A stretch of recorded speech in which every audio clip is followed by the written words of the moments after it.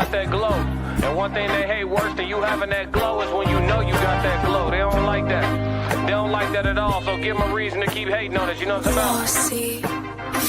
Yeah. Yeah, or farming home up in rank. Step in the room, they pay the way. I get treated like a milli tank. Southpaw like I'm really tank. I do things that they really can't. Envious, cause they really ain't. I'ma win any type of way. That's a parlay you could take to the bank. That's a parlay you could take to the bank. Know some people I love, put some smut on my name. Real life, I'ma still love them the same. I'ma love them from outside. Remember this day. Remember this day.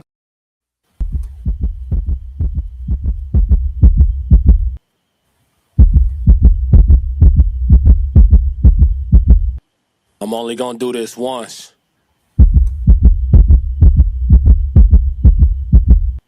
Classic.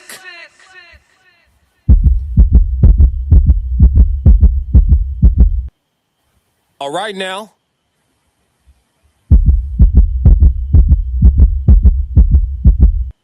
Ha ha.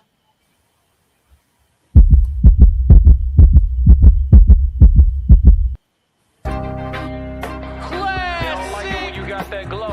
And one thing they hate worse than you having that glow is when you know you got that glow. They don't like that. They don't like that at all. So give them a reason to keep hating on us. You know what I'm talking about? Yeah, or farming home up in rank. Step in the room, they pay the way. I get treated like a milli tank. Southpaw like I'm really tank. I do things that they really can't.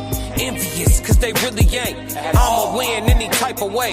That's a parlay you could take to the bank. That's a parlay you could take to the bank. Know some people I love, put some smut on my name. Real life, I'ma still love them the same. I'ma love them from outside of the frame. I'ma love them from outside of the pain. That type of hate don't belong on my paint. That type of hate don't belong in proximity. Lord knows I love to match energy. Won't smoke, I know the back chimney. No hope with me once you an enemy. Well trained, I break you down clinically. BTA is my ministry. Laying that belt, laying that leather. It ain't no pics, it's with whoever. Ain't gotta like us, but you gon' respect us. Before I be soft, I'd rather be deadly.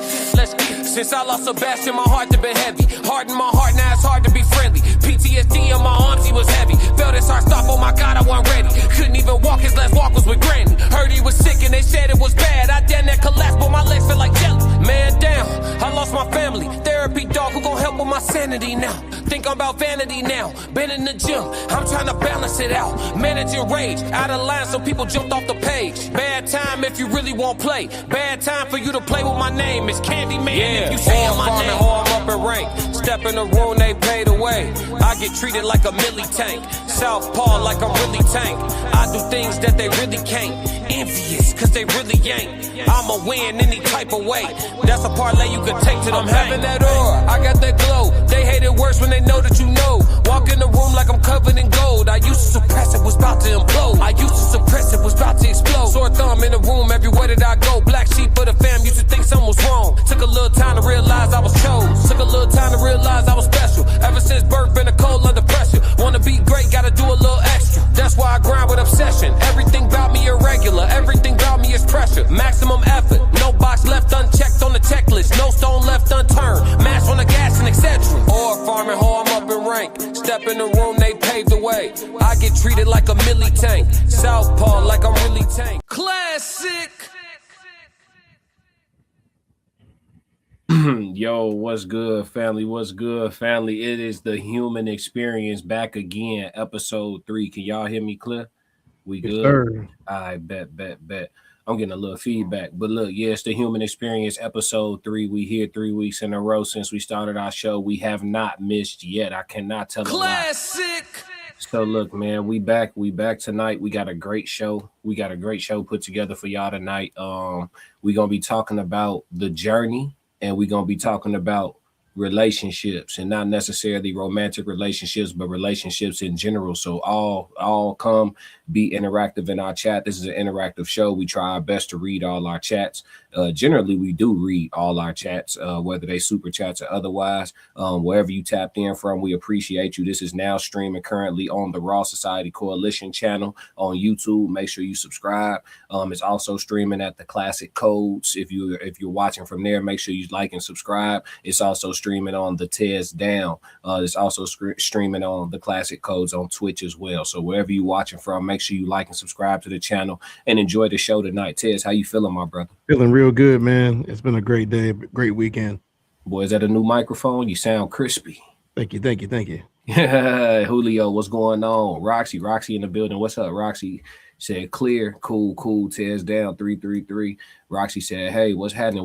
We appreciate you. I hope you're ready to talk tonight. So me and Tez, we generally like to take it to the locker room, man. We take shit straight to the locker room. So we're gonna have a lot of bro talk tonight. We're gonna have a lot of conversation for the men, with the men, and the women, of course, can learn from it, listening to men talk amongst each other, and also offering that feminine input as well. We appreciate it for sure. The Queen sup. What's happening with you? For sure. So our icebreaker for the night is going to be getting in man mode. We're gonna slide over to TikTok, and we actually gonna listen to a brother spread some wisdom in regards to how he feels about, what's required when you really get serious about life, and when you get serious about what it is that you're trying to accomplish. And so we call this getting in man mode. Let's listen to his wisdom. Fellas, man, when you get to a point where you turning down bad chicks, man, when you turning down girls that people would die for, when you're not responding to every DM, when you set up there, man, and you cutting off chicks because they disrespecting you, when you get to a point where you prioritize the bag, you prioritize your future instead of, short-term pleasure, you got to understand your energy is everything. They cut off access, man. Stop following all these chicks on the gram because that's a, gateway to temptation. When you get to a point, man, when you can't be easily controlled by some head, by some box, man, you're going to be a dangerous man. Fellas, man, when you get to a point where you turning down bad chicks, man, when you turning down girls that people would die for, when you're not responding to every DM, when you set up there, man, and you cutting off chicks because they disrespecting you, when you get to a point where you prioritize the bag, you prioritize your future instead of, short-term pleasure, you got to understand your energy is everything. They cut off access, man. Stop following all these chicks on the gram because that's a, gateway to temptation. When you get to a point, man, when you can't be easily controlled by some head, by some box, man, you're going to be a dangerous man. He said one thing that was so powerful, which was the end. You gonna be a dangerous man. Tez, I'm real heavy on staying dangerous. Classic. You know what I'm saying? Because nature in and of itself is about survival, and survival involves a lot of different things. Being docile isn't necessarily one of them if you're of the male orientation. Classic. What did you think about what he was saying, bro? I mean, speaking about weakness in general,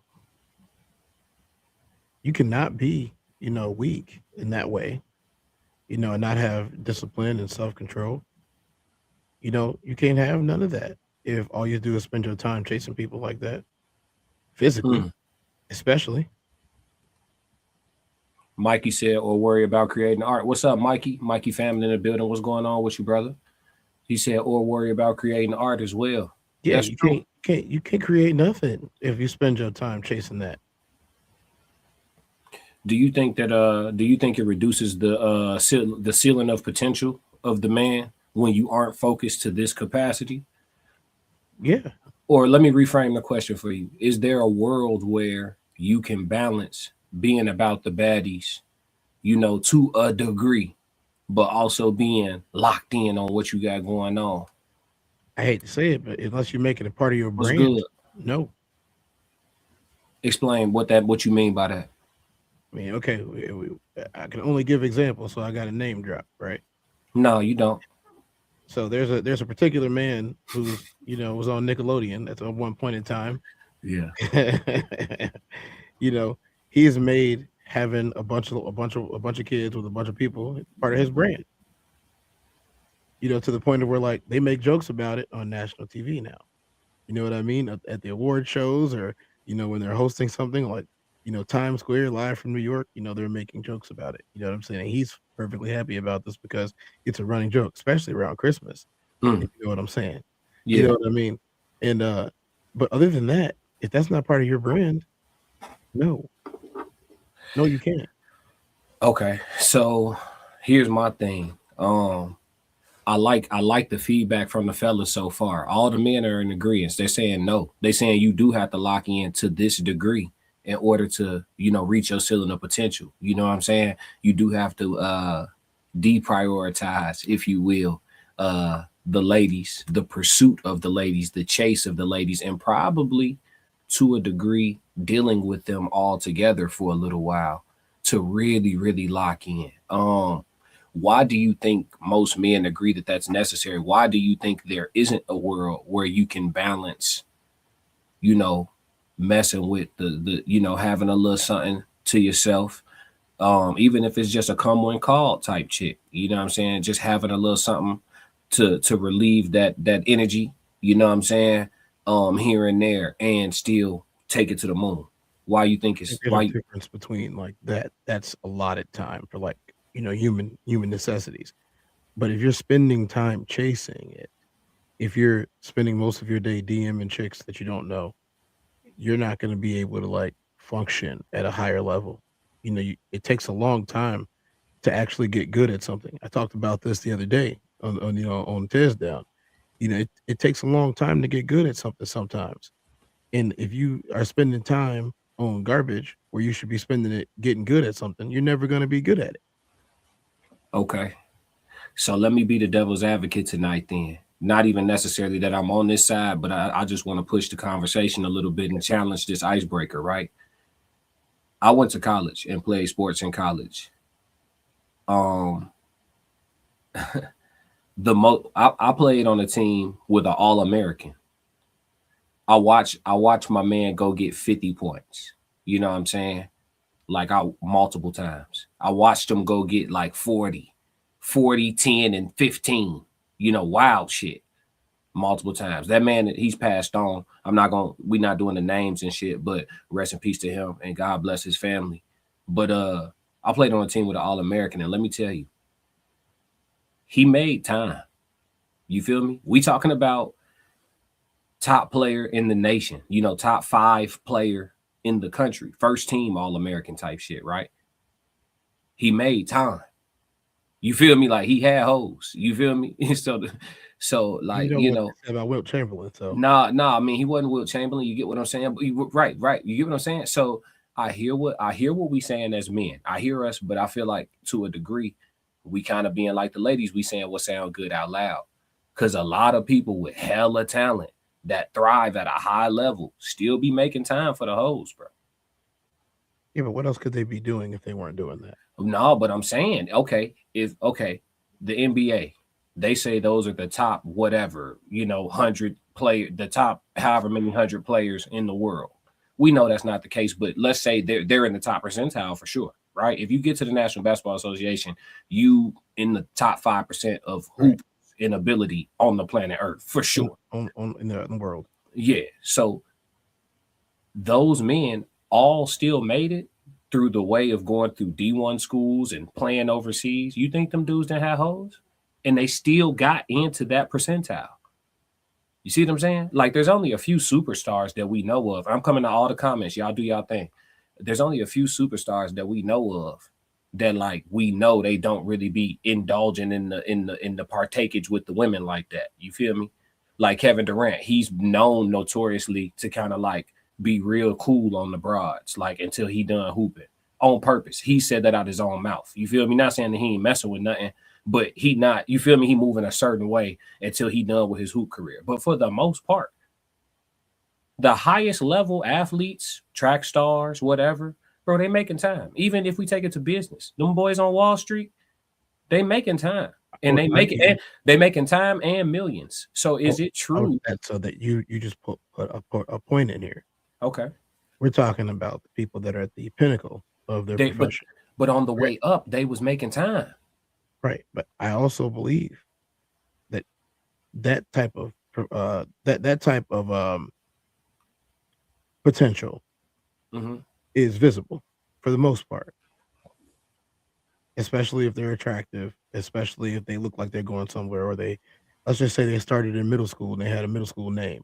then they had a high school name, then they had a college name, and they got drafted. They had an NBA name, and then they made, let's say, one of the first teams, and then they Right. went and made an all-star, and then they Yeah. went and won a championship in year 3 or 4, right? Yeah. It does happen all the time, actually. The Yeah. number 1 draft picks. Right. No, including Jordan. Yeah. Wait, They had hoes. here's the thing. They didn't chase them. I hear you. Most stars don't have to chase them, but That's they're what indulging. They are Indulging is giving. not They the are. same as- They're giving it time, So regardless. if you spend your time chasing it, Mhm. it might take, let's just say it takes, I don't know, let's say it takes 6 hours out of your day to get a quality conversation for a day block out of this chick. That's Took 6 excessive. hours. That's excessive, but let's roll Yeah, with 6. there It's are people heavy. who spend a lot more on there. Jesus um, Christ. Go ahead. Go so ahead.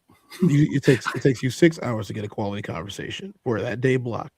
So your day can equate to 6 hours of talking to, texting, messaging, Snapchatting, whatever, this particular person. Yeah. And then you move on to the next day. You might do this, especially if y'all don't live in the same areas. You Yeah. might do this for quite a while until you land the prospect of what you're trying to get from this person, right? A Yeah. physical relationship. Yeah. But if you're walking down the street and 40 people run up to you, you just have to do the deed. So you do the No. deed and then you move on, Yeah. right? But the guy, Maybe. by the time that he gets to, he still got to make time for that too. So he's spending this much time and this much time, where one dude is only spending this much time. It's a fractional margin. I respect that, but there's still time being allocated. And I see what they're saying in the chat, right? Like, I understand y'all point, but we're still talking about all NBA players, right? So, like, Gilbert Arenas, I think he said, made some obscene amount of millions in his NBA career, just from his NBA contracts, not counting his Adidas deals and all of that, right? That's why he didn't win So, a championship. but listen, fuck that championship. Are you telling Gilbert Arenas always made time for the ladies? He also gave Kobe 60.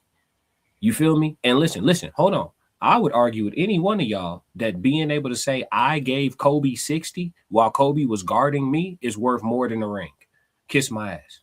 I gave Kobe 60 while Kobe was guarding me is worth more than 1 championship ring. I ain't trying to hear none of that. Y'all can keep it. That's a team accomplishment, nigga. I'd rather die saying I gave Kobe 60 and made 100 million and had hoes than to say I won 2 championships on a good team and was a 3-point shooter in the corner and I was locked in and focused and celibate. Gilbert said that he would have rather gave Kobe 60 than all of Robert Horry's rings combined. No, that's now you see you taking what? No, I said what I said, man. I said 1 ring. I said what I said. If you give me the trade-off in your NBA career, you can make 130 million, give Kobe 60, indulge in all the women that come with your status, right? And walk away from the game and still go marry Melly Monaco. Or B, you could win 1 championship throughout your career, be locked in and focused, get a championship, maybe make a couple all-star teams, you know what I'm saying? And for the most part, you on and off with who eventually becomes your wife. And that's what you're dealing with through your NBA career. And you make the same, 130 million. I'm taking Gilbert Arenas, bro. And I gave Kobe 60. Give me Gil, bro. Give me Gil's life, that whole setup. Give me that setup, bro. Give me that setup. Because when I'm talking about what stories I want to tell my grandkids when I'm in the rocket chair. And I'm gonna be, if I'm Gil, I could say I did it all. Oh, you didn't win a ring. I gave Kobe 60. Tell me that's not a trump card till you didn't win a ring. If Charles Barkley could say, I gave Michael Jordan 70, do Charles Barkley still need a ring? Do everybody get to still joke on Charles? Let's say Mike guarded Charles for a whole game and Charles gave Mike 70. Do Charles still need a ring? Nope. Because every time you say something about that ring, Charles going to say, nigga, I gave Mike 70. The best there was. I gave Mike 70, nigga. Take your ring and eat that. I think it comes down to the motivation. All I'm saying is, I don't know that we're on to something when we say you got to sacrifice dealing with the hoes to be great. I don't know that we're on to something. And the more I unpack this in my mind. So see, here's the thing. I didn't say you had to sacrifice dealing with them. I think that, having relationships in general with women is a good idea. I do. Do I think that it's a good idea without a certain amount of decorum and control? No, I don't. I think, but that control comes from within inside oneself. Yeah. You know what I mean? Like Derek Jeter is a great example of someone who typically dates people that are considered the best on the market as far as profile, money, age, and all that. Like he's dated all of the ones that everybody says, "Oh yeah, those are bad," and then he married, a nice looking lady. Mhm. You know what I'm saying? But Derek Jeter was the captain. Derek Jeter won a bunch of championships in baseball, which is notoriously difficult to do. And also Hall of Famer. He got all the accolades, right? Derek Jeter got all the accolades. And he a Derek, Hall of Fame in them Right. sheets with these hoes. Derek Jeter also didn't really break a whole lot of records. Okay. You know what I'm saying? He didn't break a whole lot of records. Okay, so what you telling me tell me one baseball playing ninja who ain't taking Derek Jeter's career. They taking that. Won't take Derek They Jeter. taking that. That's what. And Derek Jeter is notorious for having something bad. He notorious for swapping them out.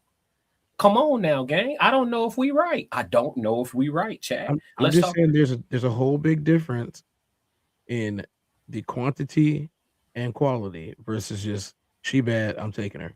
Come on. Hey, listen, bro. Hold on. Let's just go right back down to caveman talk. Is busting a nut good or bad for you a day before the game? The doctors say it's great. Classic. Let's go to the comments. Come on, man. What we talking about, Chad? Come on, Chad. Fellas, if we in the locker room or we talking like we at the dinner table?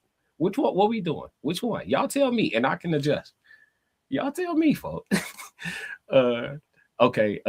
German Diaz said, grown ass man. Mikey Famine said, using people for sex is bad. We aren't wired that way. Nah, for sure. JD said, was it Ray Ray? Nah, it wasn't Ray Ray. Conversations with Soft Rain said the constant pursuit of the baddie and cat leaves less time for him to pursue his dreams and building himself. It depends on what pursuit looks like. JD, yeah, he had her. That's a big point of mine. It depends on what the pursuit looks like. I'm just saying, brothers, we put a blanket on that shit pretty quick, and I had to just dive into some nuance, just for the sake of conversation. If you can't survive a few months without pussy because your roster's dry and you got shit to do, you're a dummy. If you can't even help yourself and drop it all to have a roster, you're a slave. It's agreeable. What you're saying is agreeable, but it's also on one super far end of the spectrum, right? Like y'all talking about, because the guy in the video, he talking about cutting everything off, locking the fuck in on some, you feel me? I'm asking y'all, can you still be great and still on Thursdays make a little time for that? I think you can, fellas. I think you can. You know why I think you can? Because we got some results. We're going to get to it in the comments. I read y'all comments. I saw what y'all were saying. We're going to get to it. Bro said they're barely going to practice. All they have to do is rack up baby mamas. Conversations with Soft Rain said they make time for the 304s, but they don't prioritize it. Still making time. Time allocated is time allocated. Mikey Famine said there are only 350 NBA players on Earth every year. That's what I thought it was. Less than 1% of hoopers. Yeah, I didn't know that was the exact number. Thanks, Mikey. Jamie said because it's desirable to be that, so you're in at the ground level already. Mikey Evans said that's why KD is KD and Michael Porter Jr. is Michael Porter Jr. Michael Porter Jr. got a ring. No. And a new and a new contract. He got two. And a new contract. Michael Porter Jr. is an NBA champion. Mikey, let's talk. But Michael Porter Jr. is not in the top 75. Boy, so I got a ring. Charles Barkley don't. Charles is the top 75. No, I don't care. I got a ring. And I'd have put up 50. And I've scored 50. And I got a ring. And I'm an all-star. And I got a new contract. Big, dumb, fat-ass contract, too. Contract thicker than Buffy the Body. Long money. Classic. What we talking about? I just want to know what we talking about. And I'm still, even if I'm not in the top 1% of the 1%, I'm still in the top 1%. What are we really talking about? And he didn't put the hose down. He's not going to. Does he need to? That's the question. Let's talk about it. Yeah. Mikey said LaMelo is LaMelo. LaMelo is excellent. LaMelo just need to get out of Charlotte. He needs to get out of Charlotte. Thank you. He said, LOL, thank you. Look, they swear they made a point. No, let's talk about it. He said Melo might be a GOAT if he didn't play around so much. I don't think he playing around. I actually watched Melo hoop since he was 12 years old. And that's how he played basketball. He's not playing around. He's dead fucking serious. And Mikey, I'm gonna tell you this. If you can, go see him play live in person, because he's actually on TV, it looked playful, but he's actually very serious and intentional on the court. That's just literally his style. But if you watch him, if you actually go live to a game and see his body language, his mannerisms, his conduct with his team, he's actually a very serious hooper. And it's not even me caping for him or nothing. I've seen him play. I had floor seats and watched him play as a teenager. And he was mature like that as a teenager. But that's just how he hoop. Like when he shoot threes and warm-ups, he kick his feet back. That's how he shoot. Like it's not like it's like that's just what it is. He said chasing is different than indulging. It's still time allocated. That's my point. He said allocating. Yep, thank you, Soft Frank. Allocating time for Cat. Yeah, it's still time. It's still time. Instead of scrolling on social media, he partakes in 304 festivities. Right. Mikey Famine said big money for the time, not big money nowadays. Mikey said, give me the ring. Yeah, I know. Y'all go ahead. Give me 130 million in Melly Monaco. You Gilbert Arenas, do your thing, champ. I ain't trying to hear what y'all talking about. Classic. That nigga Gil's a legend. I gave Kobe 60, got some top from Drea in the back seat. Nick Young spilled the beans. I'm married to Melly Monaco. The feds came for me. They couldn't get me. Nigga, what do we are we critiquing a legend? This guy's a legend. Mikey said Kobe also didn't guard him most of the game. He did play though. Now Kobe was guarding him, bro. Go back and rewatch that shit. He didn't guard him for all 60 points. Nobody get the whole 60 put on them. But Kobe was guarding the fuck out of Gil. And Kobe not even the type of nigga to where you gonna score 60 on his team without by the time you get to 30. Kobe telling whoever guarding you, I'll switch.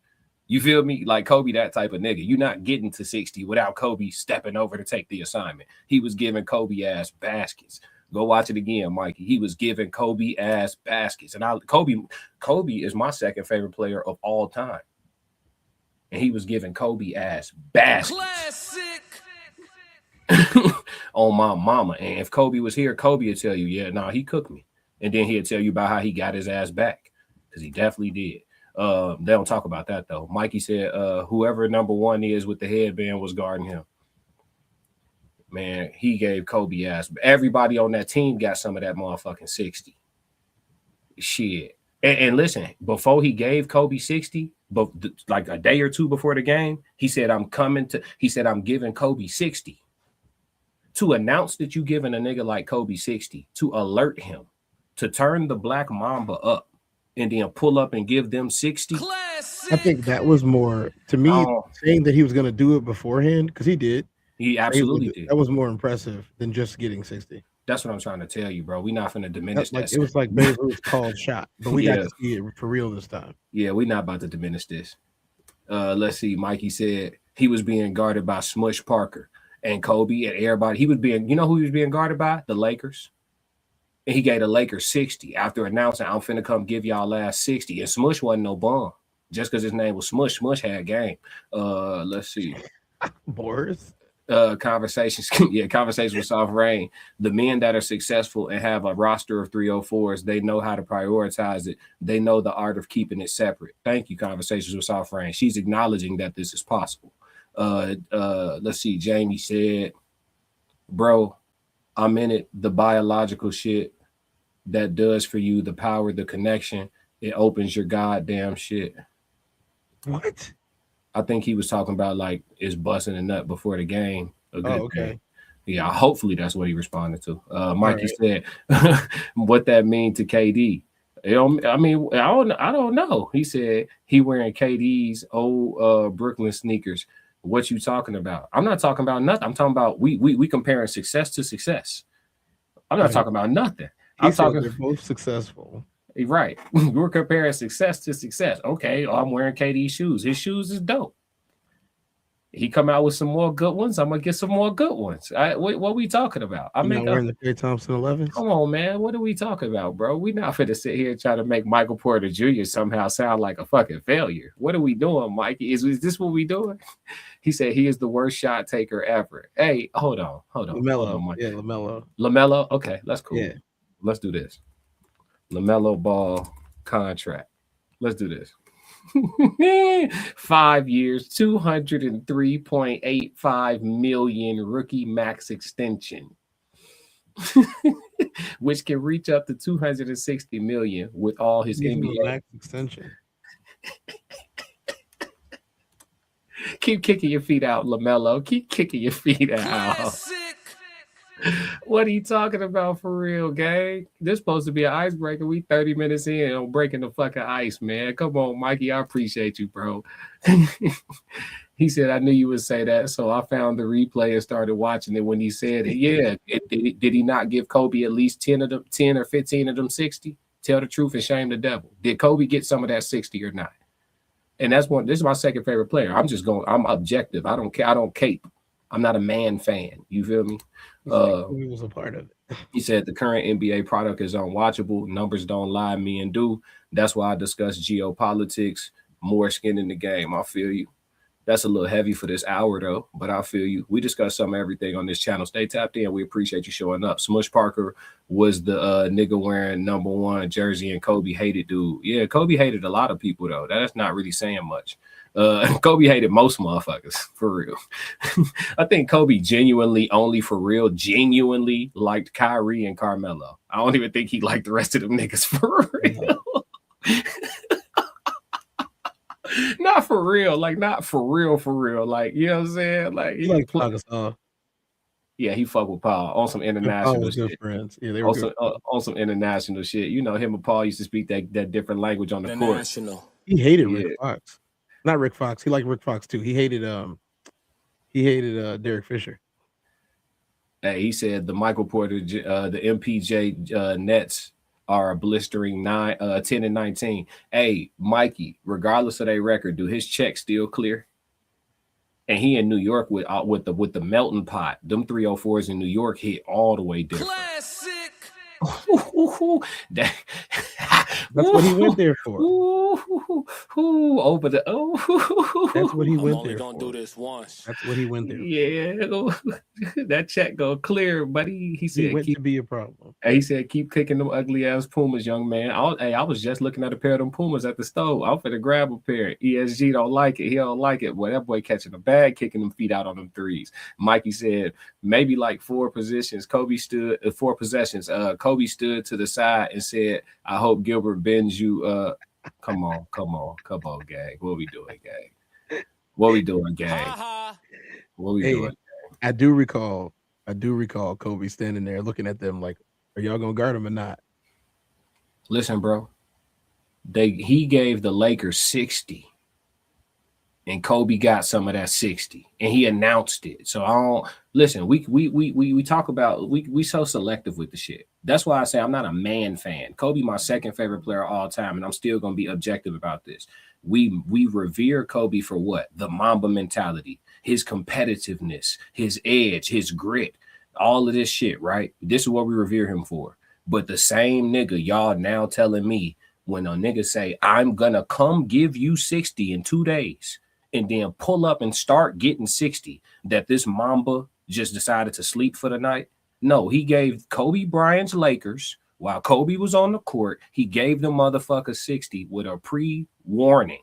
Yeah, then he sat down at 60. Come on, G, stop fucking playing with me, G.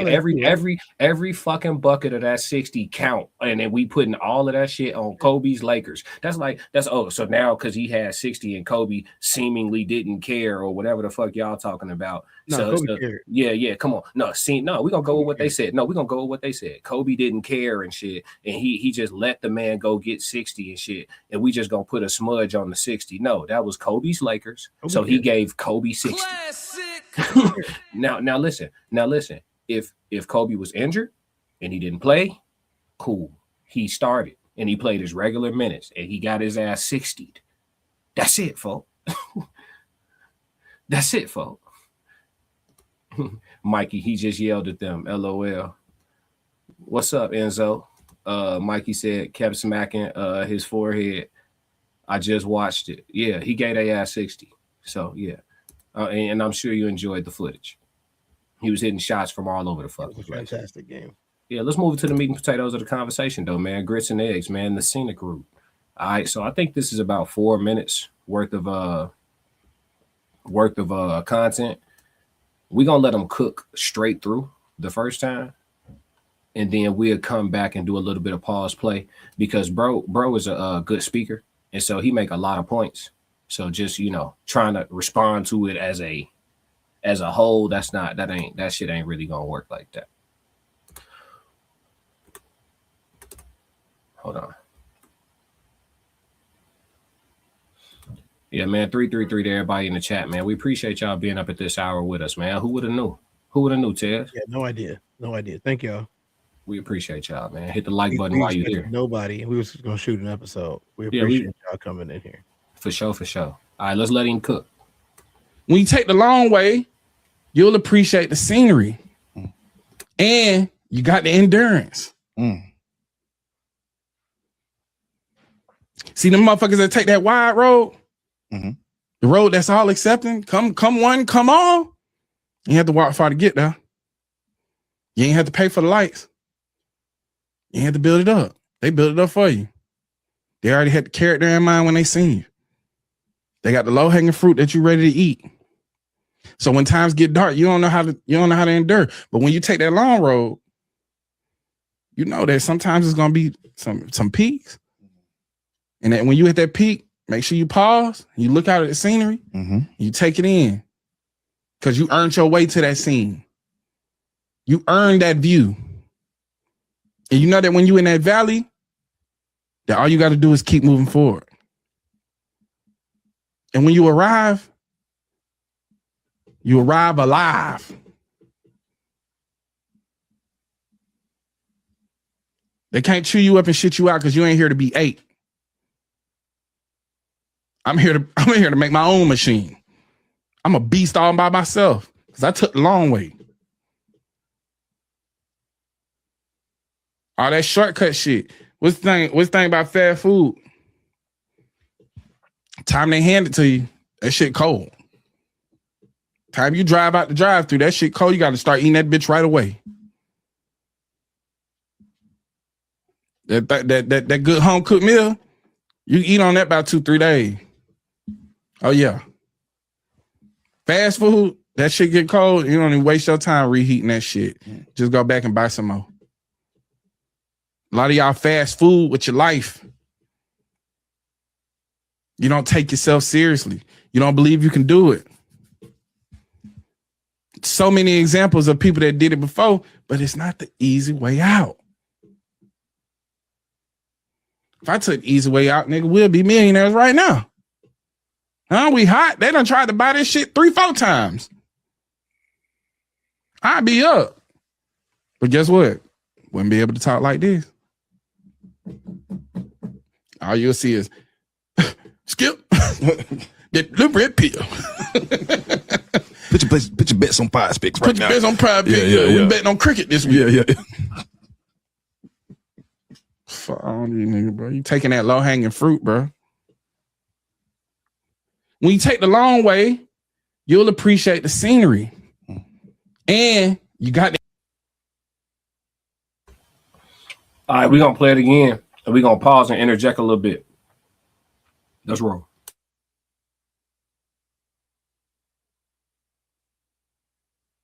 Endurance.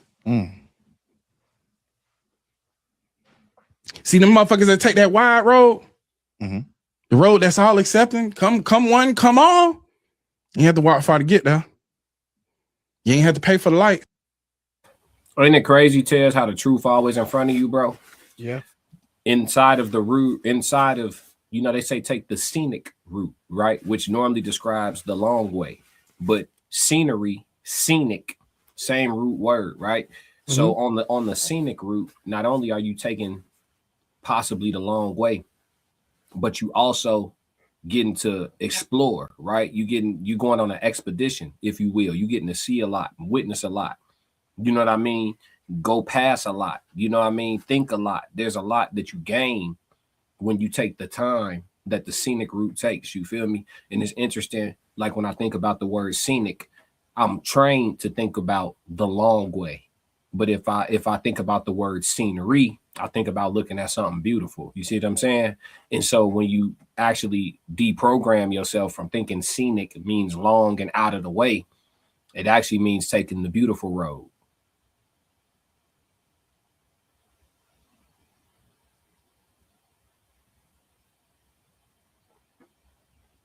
Tez. Yes. You ain't got nothing, bro. No, yeah, it does. I mean, here's the thing. There's two things about, so when I'm listening to this, the first thing that I think is, okay, I mean, he's hitting on something about not trying to jump to just quick success, just because it's available, because all quick success isn't real success. I totally understand that. For example, if you're working out, or if you're, in sports, you take some PEDs, I'm faster, I'm stronger, I'm moving quicker, but like, that's going to give you the quick success. You still could have went to the gym and gained the majority of what you took. I'm pretty sure, but it was just taking you longer. But you wanted to be effective on day one. You didn't want to get a month into the season, 2 months into the season, and then hit your peak. You wanted to be at your peak from the very beginning of the season. A lot of times, those people get injured, as we saw in baseball back in the day when people were using PEDs all the time. But I still think they are, by the way. But people got injured, and like, dang, why is he injured? And they only played 45 games so far. What's he injured for? Well, I mean, his muscles ain't real muscles. I totally understand that. I think there's an education factor here too, though. The education factor is, sometimes you learn things by doing them. Other times you learn things by being well read, or, you being studied, going to, I mean, you might have to go to a class, but if you're picking up a book and you learning about something or read something online, before you go and do something, like, I like to look at places before I go there and see what's fun to do. You know what I mean? Before I go there, I don't want to just get to a place and be like, well, I wonder what there's to do around here. I'm really not that guy. I want to know what's going on in the city. I want to know what's safe at night. Like, if I want to walk around, and I got a real bad habit of that. If I want to walk around in the town by myself, I want to make sure that I know, I'm not going to be in some shady place or even a shady spot. You know what I mean? Like, if I'm in a shady spot, and especially if I don't speak the language, or I'm gonna get myself messed up. You know what I'm saying? I'm not trying to get messed up anywhere I go. Yeah, here Mikey said something interesting, bro. He said this completely ignores all socioeconomics factors. You can't understand the scenery if you are not well read. That's not true. You can't understand the scenery if you're not tapped in. Where was all the books in primitive times? The original people here, the primitive people here, the people who walked the land and learned how to survive it through trial and error, through wins and losses, through slips and falls. People who learned that poison ivy was bad. People who learned that, a sunflower could be used for this and used for that. The primitive chemist or scientist, if you will. The primitive archaeologist, if you will. What books were they using? What did they read? How did they learn leverage? Who was the first person to learn about a weight-bearing beam? Who was the person to invent it? The first person that tried and got hit over the head with some 2x4s a bunch of times. You see what I'm saying? So the concept that we need books all the time, yes, books, now that they exist, they are useful. But to say that humans, if all books were burned up today, 100 years from now, people would still know God. 100 years from now, people would still be building shit that don't fall when the wind blow too hard. 100 years from now, you see what I'm saying? So like, humans are capable of exploring the earth and learning the earth without reading. Tell me something. What is a leopard? A leopard that's been alive for 10 years and surviving in the wild. What's its favorite book? It can't read. A lion that's been surviving in the wild for 10 years. What is its favorite book? The birds that build these, matter of fact, the big birds that build huge nests and protect their young, hunt other people's young, construct a nest that doesn't fall no matter what the weather is. What is its favorite book on nest construction? So I feel where you coming from, but I definitely don't feel like it's necessary. I think that's coded into their DNA. I think you're not giving humans enough credit. Yeah, that's coded into their DNA. They know how to do this from their DNA. Like DNA, when you start studying DNA, it's crazy. Like there are a lot of like things you never have to like learn because of your DNA. And if your DNA can retain information, it can be passed on that way. You know what I mean? Like animals are really good at that. You know what I'm saying? They are really good at passing along their DNA to the next group of animals, you know, to have these things already preloaded. Like dogs, I love watching dogs. I really do. Yeah. Because you can see parts of dogs' DNA of where their original DNA was before they got bred. You know what I mean? Like you don't always catch it in every dog, but like you start to see parts of it and you're like, okay, there's no way they knew how to do this if it wasn't coded into their DNA because nobody taught them. Right.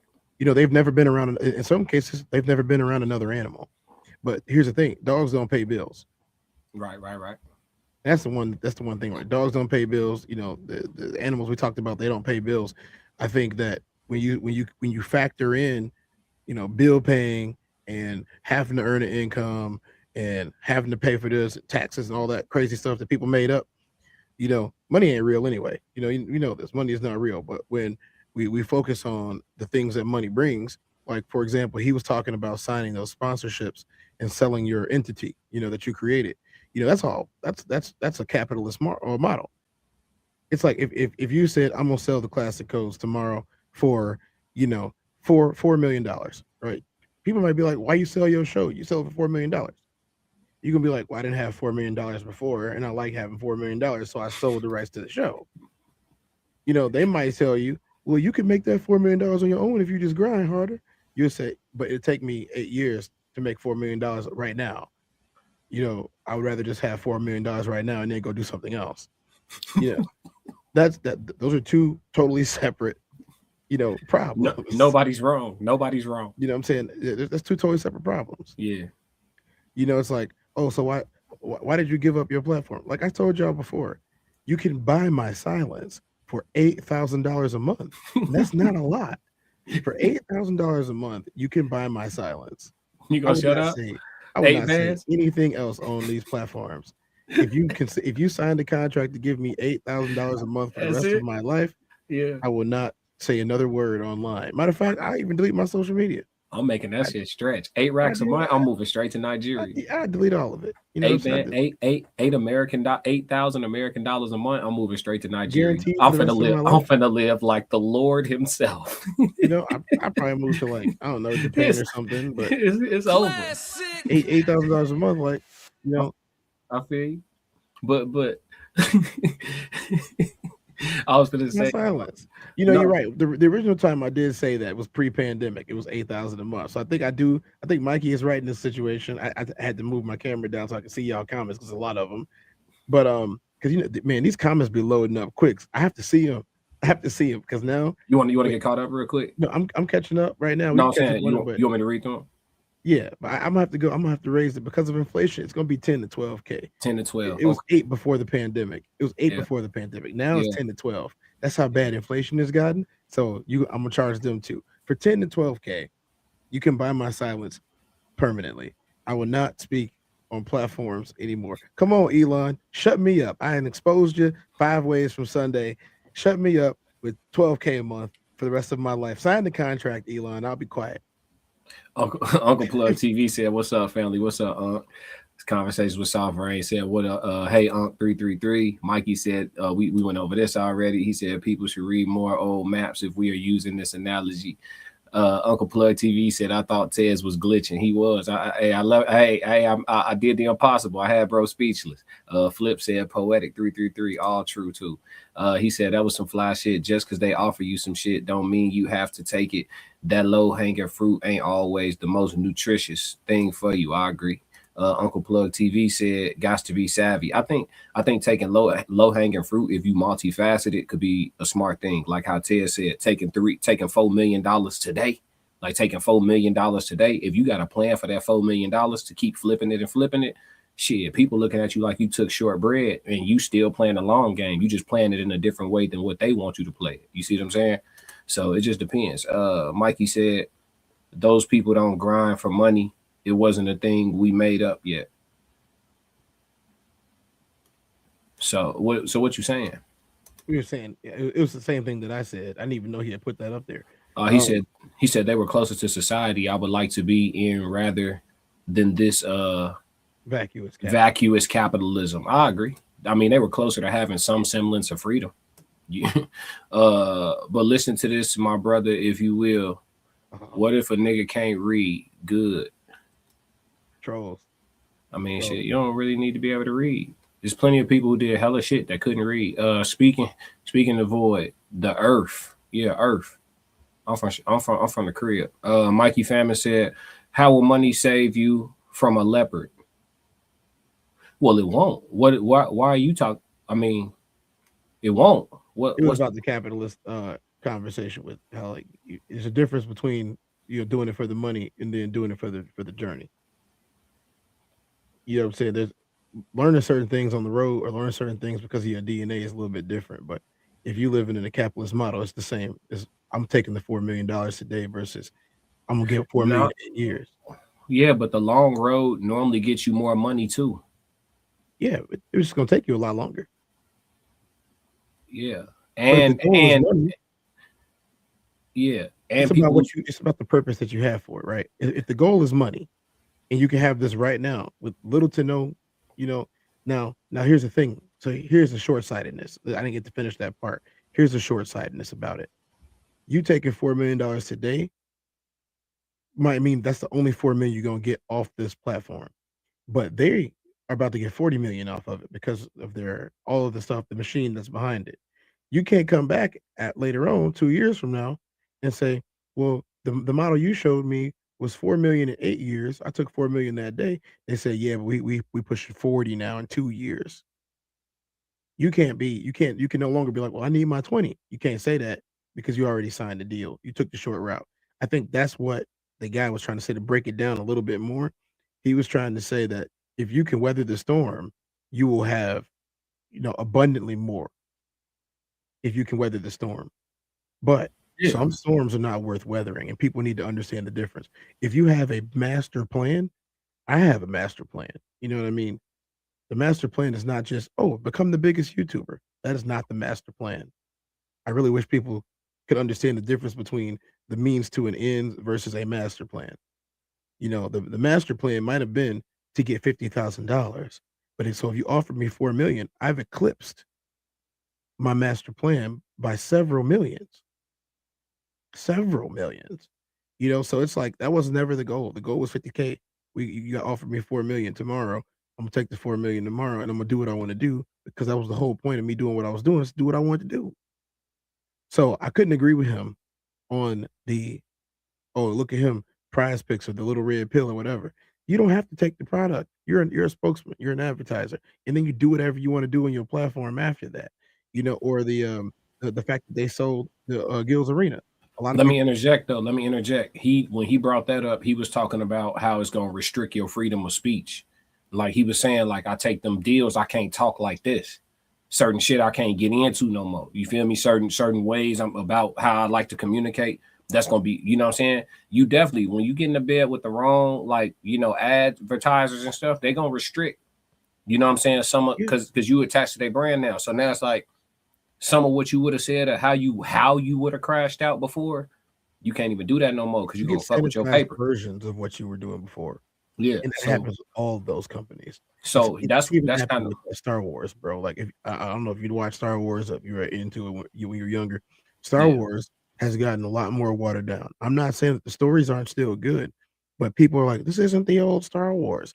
It's because Disney had a particular way they wanted to do things, and it wasn't George's way. You know what I mean? And it's still Star Wars stories. If you like it, you like it. If you don't, you don't. But it's not your granddaddy's Star Wars. It's not your dad's Star Wars. And I think that, like, knowing that, there's different people backing into things, or even your favorite cereal changes when another brand buys it. That's just how things with money work. There are things that happen with money and things that happen without money. If I want a voice, I can't sell my show. If I want a voice, an unfiltered voice, I can't sell my show. If I don't care about the filtered voice because of the perks that come from having all the money, I'm going to take the money. I would hazard a guess that the majority of people who take the money, their end goal was to live a more comfortable life anyway. And they would rather do it sooner than later. And I'm not saying there's anything wrong with it. I'm not saying that at all. I'm just saying that what is the motivation behind what you're doing? And a lot of times that's more important than what you're doing. I think it's only wise to take that shortbread if you got a plan for the shortbread. If you ain't got a plan for the shortbread, that's a long-term plan, right? So if I'm taking, like, okay, because essentially what you're saying is the company they'll buy you out for $4 million, and in 5 years make $40 million off what they bought from you. You feel me? If you stay tapped in, but you also got to keep in mind you ain't gonna have the machine that they finna put behind your shit either. So the 5 years that it took them to get the 40, you still gonna get the 40. This is a $40 million project, right? Product. So you still gonna get the 40 if you hold fast. But it might take you 15 years to get that 40 because you don't got the machine, you don't got the infrastructure. It might take you 15 years to get the 40. He's saying play the 15-year game as if that's the right answer. You're saying that's a good answer, but it's not the only answer. I think nobody's wrong. This decisions, it's all about what you want out this shit. I agree with you. Like, it's nuanced, right? Hey, bro, I'm gonna take this 4 right now because I know how to make some shit shake. I know how to flip.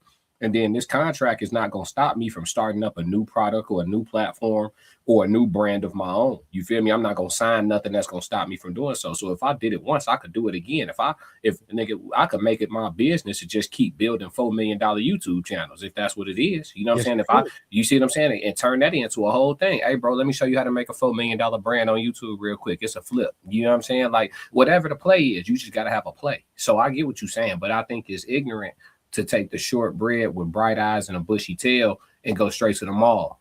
Because we know some people that's going to do, we know some people that's going to take that 4 M's, and before they invest a penny, nigga, they going to go spend something. They going to go to the dealership. They going to go to the mall because the first thing they going to think, they've been living in lack so long, they going to think, I need this and I need that. And, ooh, I've been wanting to get this for so long. And, ooh, I've been wanting it. And I've been needing this for so long. And, ooh, and next thing you know what I'm saying? And then the tax people come knocking at the door, 5, 5, 5, 5, 5. Boom, we need all that. So, we done burnt. Right now.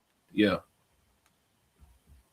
Now, knowing that you do have a plan, Mm-hmm. as you've spoken, not ad nauseum, but you've spoken, you have plans behind the things that you do in this life. Yeah. Because nothing is guaranteed. So you have to have more plans, right? I would hazard a guess again that if you were to get $4 million for your show tomorrow, the first thing that you did would not be go and buy a McLaren.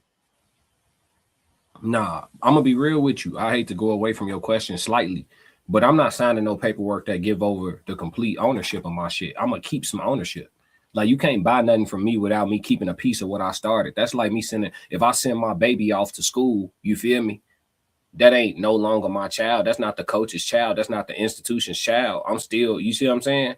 Like, yeah, I'm sending you off and you majority responsible because most of their days going to be spent up there at the university or whatever the case may be, right? But I'm still pops, you know what I'm saying? Like, you still, you know what I mean? Like, your piece of it is still your piece of it. You feel what I'm saying? Maybe it's a poor analogy, but if you feel me, then it works. Yeah, it's still that's still my baby. Fuck you talking about? For like, you, that's because you care about what you're doing. Yeah. And you created it. You created it, you put your name on it. Yeah. You know what I'm saying? So for you to sell it, you wouldn't sell it in totality because that's not what your goal is. No, because the goal coming into the shit was eat off of it forever. You see, this the thing about content creation. We playing the residual income game. Once you become monetized, every single video that you upload for the rest of your natural born life is potential residual income. You see what I'm saying? So every single upload, I don't care how minute it is, pennies make dollars. You see what I'm saying? All the time. Some video goes viral that's really old. 3 years people are later, like, type shit, all type of shit. they were like, Snippets, I made this 8 years ago, and you guys are Bro. just now watching it. bro, every reel, every video, everything. It's the residual income game. So I'm not selling you this without keeping a piece of my turnover, bro. I need that every 3 months. My quarterly, I need that coming, bro. I need my What you talking about? Like even my acting shit that I've done, bro. I get paid every 3 months for my acting shit. Y'all don't. I'm not finna make no fucking announcement, but them checks don't miss, nigga. That shit come every 3 months. Every quarter, I got a check coming from Disney. Every quarter, I got a check coming from SAG. Every quarter, I got a check. That shit coming. And some quarters, them shit's little as hell. Some quarter, they bigger. You know what I'm saying? Like, okay, I was on 61st Street, for example. 61st Street just got moved to Netflix. My next check gonna look good. Guess who's Guess who's a character in the finale episode? Probably you, shit. You. Yeah. The funny thing about it is, you being on the show, you would know exactly which character that I played if I told you what I was wearing. Yeah, I can't tell you yet. Yeah. We're talking. I am bound not to release any info about this episode. So no, for sure. But yeah, like I was on there and shit like that. That shit that shit just got picked up by Netflix, bro. Like I hit my mom. I said, hey, mama, I'm on Netflix. She said, what you mean? I said, yeah, they moved my show to Netflix. I'm on Netflix. You know what I'm saying? I already been on Hulu. I've been on Amazon Prime. Like, you know what I mean? When you Netflix and chilling, you earning me residuals. You feel me? So this the residual income. Because it means I'm about to get extra money. Yeah, bro. This the residual income game we playing. So any company that would want to try to buy me out, they can't buy me out 100%, bro. I'm gonna keep 10%. I'm gonna keep 5%, bro. I don't have to be majority. Y'all make all the calls, but whatever money y'all run up, I'm touching that. You crazy as hell. So I would never sign over without keeping some ownership, or I just would never. Not for this. Now, if I had a different business, a different type of, like, I got other businesses that I keep my name off of because haters are real. You know what I'm saying? And I just want to run up my bag in peace. So, you know, if I got some shit going on and that shit thriving and somebody come and say, hey, we want to throw you 15 M's for this, clean, free and clear, nigga, we gonna cut you the check and you get lost. Bro, I might do that. That's not necessarily the residual income game. Yeah, you feel me? But in the residual game, you would be a fool. That's what I'm saying. There's if you don't, like I say, if you don't feel like, man, if you're one of those people that, there are lots of creators that wake up every single day and they're successful, but they don't want to do this. They don't want to do it. They don't want to do it anymore. Yeah, they don't like it. They're not in love with it. They don't have a passion for it, but they thriving. There's a lot of pandemic creators that had a real passion for making videos, both before and during the pandemic, and they made a lot of money. And if you've noticed, a lot of their channels are coming out with, they used to come out with a video every day or every other day during the pandemic, and then beyond for a little while. And then afterwards, they moved to, it started slowing down, 3 times a week, 2 times a week, once a month. And then, like, you're like, okay, this person hasn't released a video in 3 months. And then they come out with a video. One of my favorite creators from the pandemic era is a guy called I Loot Games. I will always shout him out. I had a personal conversation with him just last week. And he was talking about coming back. And he said, well, basically, he got burned out from everything that he was doing because he got pretty famous during the pandemic and afterwards. And he was active in the esports scene with the games. And, you know, he was the foremost authority on talking about a particular game. And then he said, well, first of all, you know, EA wanted their hand in the cookie jar. And then, you know, he gave it to him and he didn't have a problem with it. And then when the game started slowing down and the game changed ownership, they didn't really want to have nothing to do with them anymore. They cut him loose and he said, well, I'm going to start making my content again. And he was like, I really do feel like, you know, I missed making content when I wanted to make content. It just felt like more of a job than fun. And, you know, it does get that way sometimes. He saw the downside of selling a little bit, you know, but if his only goal was, and I asked him, if you only want to make money, you know, what was the problem? He said, because it wasn't really about making money at first. It was because I liked the game. Yeah. You got to know what you in the shit for, so you could act accordingly and choose wisely, as Uncle Plug would say. Conversation with Soft Rain said the art of taking the scenic route is lost. We are so focused on instant satisfaction and instant access. So true. Mikey said, I have 4 million reasons why. Conversation with Soft Rain said, we've normalized moving fast, but we don't talk enough about what's lost when you rush the process. That's very true as well. Mikey said 10K a month. I don't know what that emoji mean, Mikey. He said Bezos is too scared to give me 20K a month. Oh, Jeff Bezos. Let me see. Mikey Famine said, grinding for the wrong things is useless. Is what I was saying. Grinding for cash doesn't save you from real life dangers. So know the landscape is more important than grinding, in my opinion. Right. But to know the landscape, you got to get out there and learn the landscape. You could read all the books in the world, but it's still gonna get real when you put your feet in the Amazon rainforest with no tour guide. You feel me? You can read all the books in the world. You can watch all the Nat Geo in the world. But the only way to know how to survive in that shit is to get out there in the thick of that shit and survive the shit. Like, you got to do it. You know what I'm saying? Because you can educate yourself on handgun ownership and how to properly grip the joint and how to properly reload, how to rack the slide, how to gun safety, all that. But you need to put yourself in situations where you get your accuracy up. Then after getting your accuracy up, you need to learn how to draw and be accurate. Then when you learn how to draw and be accurate, you start messing with moving targets. Like, it's a process to becoming like great with that joint, right? Just reading ain't gonna get it done. Like, you got to get out in the field. You know what I mean? So I feel you, but like, I definitely feel you, Mikey. I'm not totally in disagreement with you. I'm just saying, like, the primitive times was the field study only, and we made it work. You know what I'm saying? Without books. You feel me? So, you know, it's vain, bro. Bro learned what master plan meant yesterday. Oh, that's crazy. Mikey said, "Oh, I found everyone." Howdy, partners. RSC chat. Oh, for sure. Yeah. Hey, Mikey. Hey, Miss Soft Rain, half hawk, half man. Watch me make bad decisions even without the influence of alcohol. I feel you, bro. I know what you're saying. For sure. Raw Society Coalition. I was just letting everybody know we was coming to read the chats, for sure. But yeah, man, this is a good one, man. The scenic route. This is a good conversation to have. I'm glad that it, you know, we ventured off a little bit too and really, you know, expanded on it. But yeah, ultimately, man, I think the scenic route is going to benefit you more in the end, at least taking it in some department in life. You know what I'm saying? You might take, who don't like a good shortcut? You feel me? Like, who don't like a good shortcut?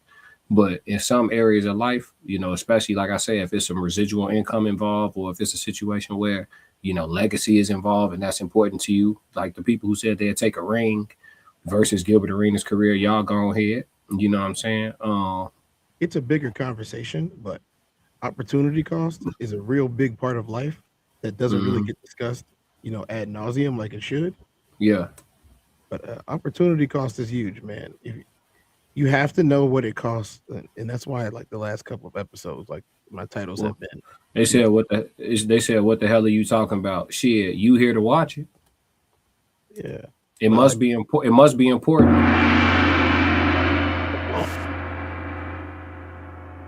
You gotta weigh it. You gotta weigh your options out. You know what I'm saying? Say, okay, this, like he talked about the meal. Well, if going to the grocery store, like, now mind you, this is a regular ass economy that we in right now, not, you know, a super economy or a perfect economy. We're in the economy that we're in right now. You weigh the factors. You say, does going to the grocery store and meal prepping and buying $300 worth of groceries benefit me more than going and find a restaurant that's, you know, not so bad and then buying food there for the night? And unfortunately, the economy we're living in today, most of the time, especially if you're not making that much money, finding you a decent restaurant that's not, you know, full of filler is probably gonna benefit you more. Yeah, it sucks that that's the way that it is right now, but that's why a lot of people say, I want to make more money so I can make better decisions, you know, or more healthier decisions. But the convenience and the low cost is overwhelmingly easier to do and more cost effective, but that doesn't mean that it's better for you. You know, and that's the hardest thing that's going on right now with economics, is that going to the grocery store now penalizes you. And I know that's by design. People cannot tell me that's not by design. You can't tell me that's not by design, that going to the grocery store penalizes you in your pockets, even if it is healthier for you. Yeah, I mean, it's by design, but I think it's just gonna force more people to go back to primitive times anyway. More people gonna have to learn primitive skills. You know what I'm saying? More people gonna have to learn. Just growing shit. Like, it's a lot of people. A lot of people don't have yards, right? A lot of people live in apartments, condominiums, you know, townhomes, or two flats, city living. Like, a lot of people don't have yards, right? But you can grow vegetation inside of your apartment. You can grow shit inside of your crib. You can, like, literally set up you a little setup and grow very essential, you know what I'm saying, fruits and vegetables and survive and thrive, you know what I'm saying, without putting so much poison in your body by necessity and shit like that. But that's a different conversation too. But the scenic route, but again, that's the long way, right? You got to reap a harvest, right? You got to nurture that shit. You got to come home every day, even when you tired, make sure you check on your plants. You got to make sure, you know what I mean? All type of shit. Yeah. And for a lot of people, that's too much work. That's too much, you know what I mean? We like everything. So again, the scenic route, that's what we're talking about for the person that asks. We're talking about taking the scenic route, the pros, the cons, the benefits, the nuances, and everything about it. So dope conversation. Shout out to Grits and Eggs. If y'all like that podcast, make sure you slide over there and tap in with bro and hit the subscribe button. Yeah. I was going to say, you guys are in here right now. There's a lot of new faces that I haven't seen before. If you guys are watching on any of the affiliate channels, go and subscribe to the Raw Society Coalition. It is not a one-person thing. It's a multifaceted, media network that we're launched, and it's going. There's a lot of different shows on here with a lot of different content, a lot of different opinions. But even if you don't rock with everything, you'll probably be able to find something that you rock with. But a lot of the stuff that people are doing are going to be moved over here. A lot of conversations are going to be moved over here and consolidated into a place where it's easy to find and easy to view. So you'll get a bunch of different things. You get a bunch of different topics, just about every day. So go ahead, give the Raw Society Coalition a subscribe. Yeah.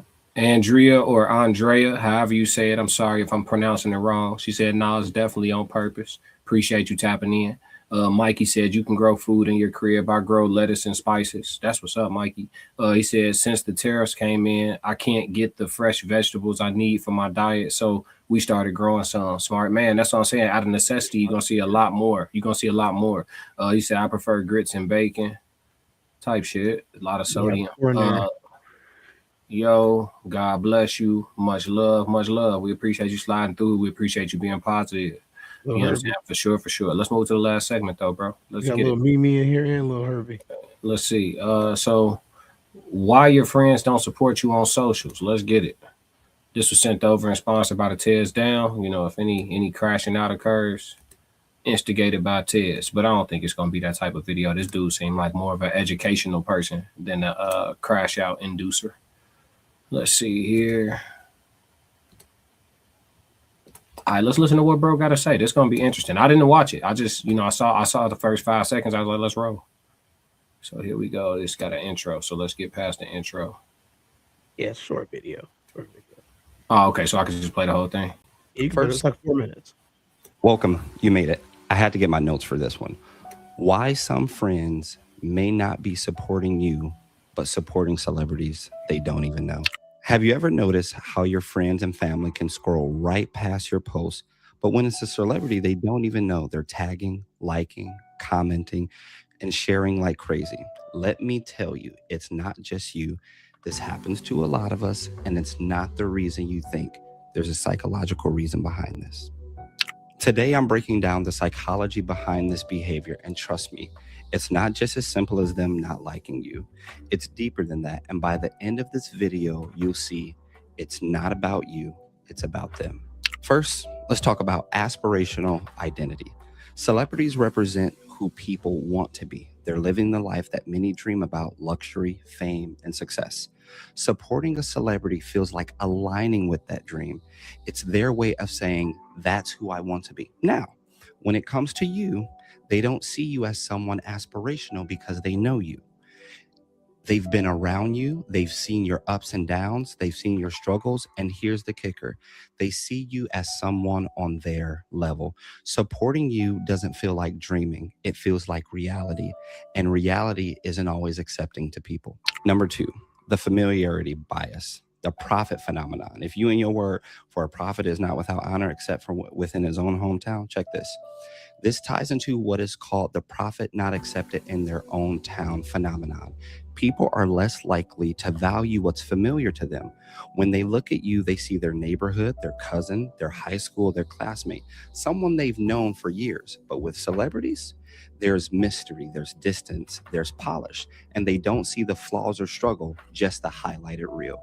With you, they've seen your raw and unedited version, and unfortunately, that can make them undervalue what you bring to the table. Number 3, jealousy and comparison. Now, let's keep it real. Jealousy does play a part too. When someone they know starts to succeed or even just starts trying to level up, it can make them feel uncomfortable. Why? Because it reminds them of what they're not doing. This doesn't always come from a malicious place, though. It's often a subconscious reaction. If they're doing this, what does that say about me? Am I failing? Am I falling behind? It's easier for them to cheer for someone far away, a celebrity, because there's no personal comparison or competition there. Number 4, another one is perceive value and validation. Celebrities come with validation. They already have millions of followers, endorsement deals, and media coverage. Supporting them feels cool. It feels like being a part of the in crowd. Sharing your content, that doesn't give them the same social clout. To them, supporting you might feel like they're taking a risk. They don't know if others will value what you're doing, so they hesitate to be the first to cheer you on. This is a big one. Fear of growth. Number 5. When people see you growing, it can feel threatening. Supporting you might feel like they're putting you on a pedestal that they can't reach.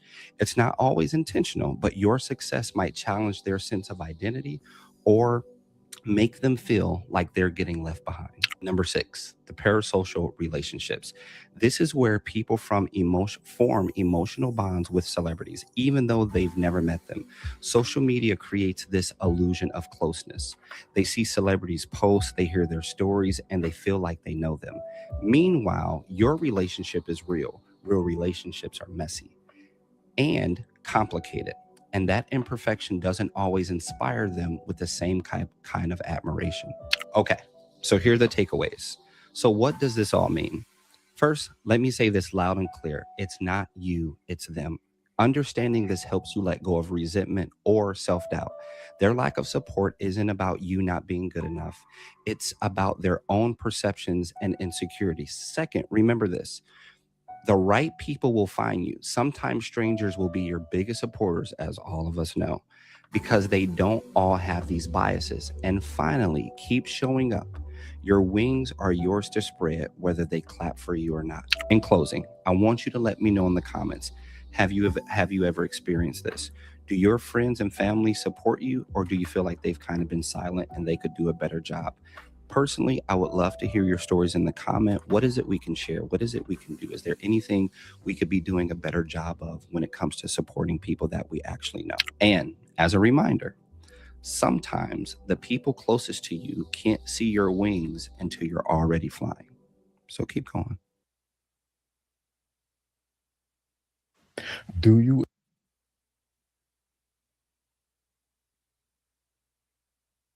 All right. It was a lot there.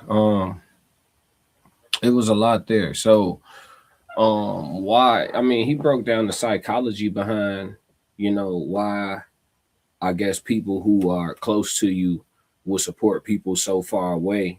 Oh, what it seems like over supporting, you as the person that's right there that they can touch.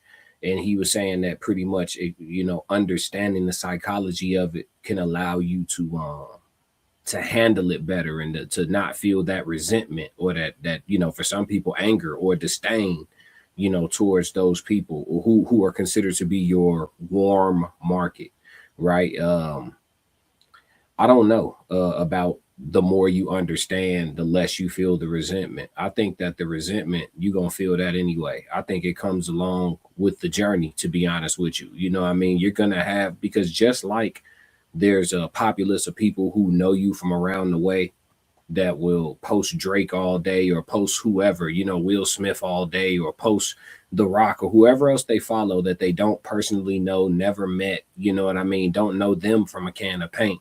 Whoever it is or whoever they are that they post, and they never really post you. Just like there's somebody who from around the way that doesn't do that, there's people from around the way that do, that will champion you, that will get behind you, that will see the light that's shining on you. They will, and they'll fuck with you from right next to you. You know what I'm saying? The problem is, just like Jesus with 12 disciples, which one of y'all, you know what I'm saying? Which one of y'all Judas? You feel me? But I think there's a lot more Judas energy than we would like. You know what I'm saying? For sure. I think there's another issue that's there too. Yeah. So are you looking for support or are you looking for worship? That's true too. There are people who have done certain things and they're looking for worship. They're not looking for support. See, support is, you know, especially if I'm just now getting going. Simple as liking and subscribing, buying a t-shirt, buying some socks, wearing somebody's sweater that you bought that they put out, you know, nice sick jersey that you sick sweater that you got on right now, you know what I'm saying? You know, Sick Society sweater. Shop right? Six Society, man. Shop Six You know, Society. you know, there's a difference. I mentioned this just the other day on the show about supporting people's businesses, supporting people's like, for example, if you know that I make graphics, call me up. You know what I'm saying? If you know, like, I'm not saying you even got to use my graphic, but I'm saying if you know I make graphics and you looking for somebody to make you a graphic, give me a shot at least. You know what I'm saying? Like, if I tell you tomorrow that I came out with, I don't know, monogram pens, you're gonna be like, well, who writes? Well, you know, I might need to sign something every once in a while. You know, I take this personalized pen, you know, with my logo on it. You know what I'm saying? Put that in your pocket. Bought one pen. You know, that in itself is support. If you come out with a mixtape and you say, hey, this mixtape ain't mastered, but my lyrics is on point, I'm gonna buy your mixtape.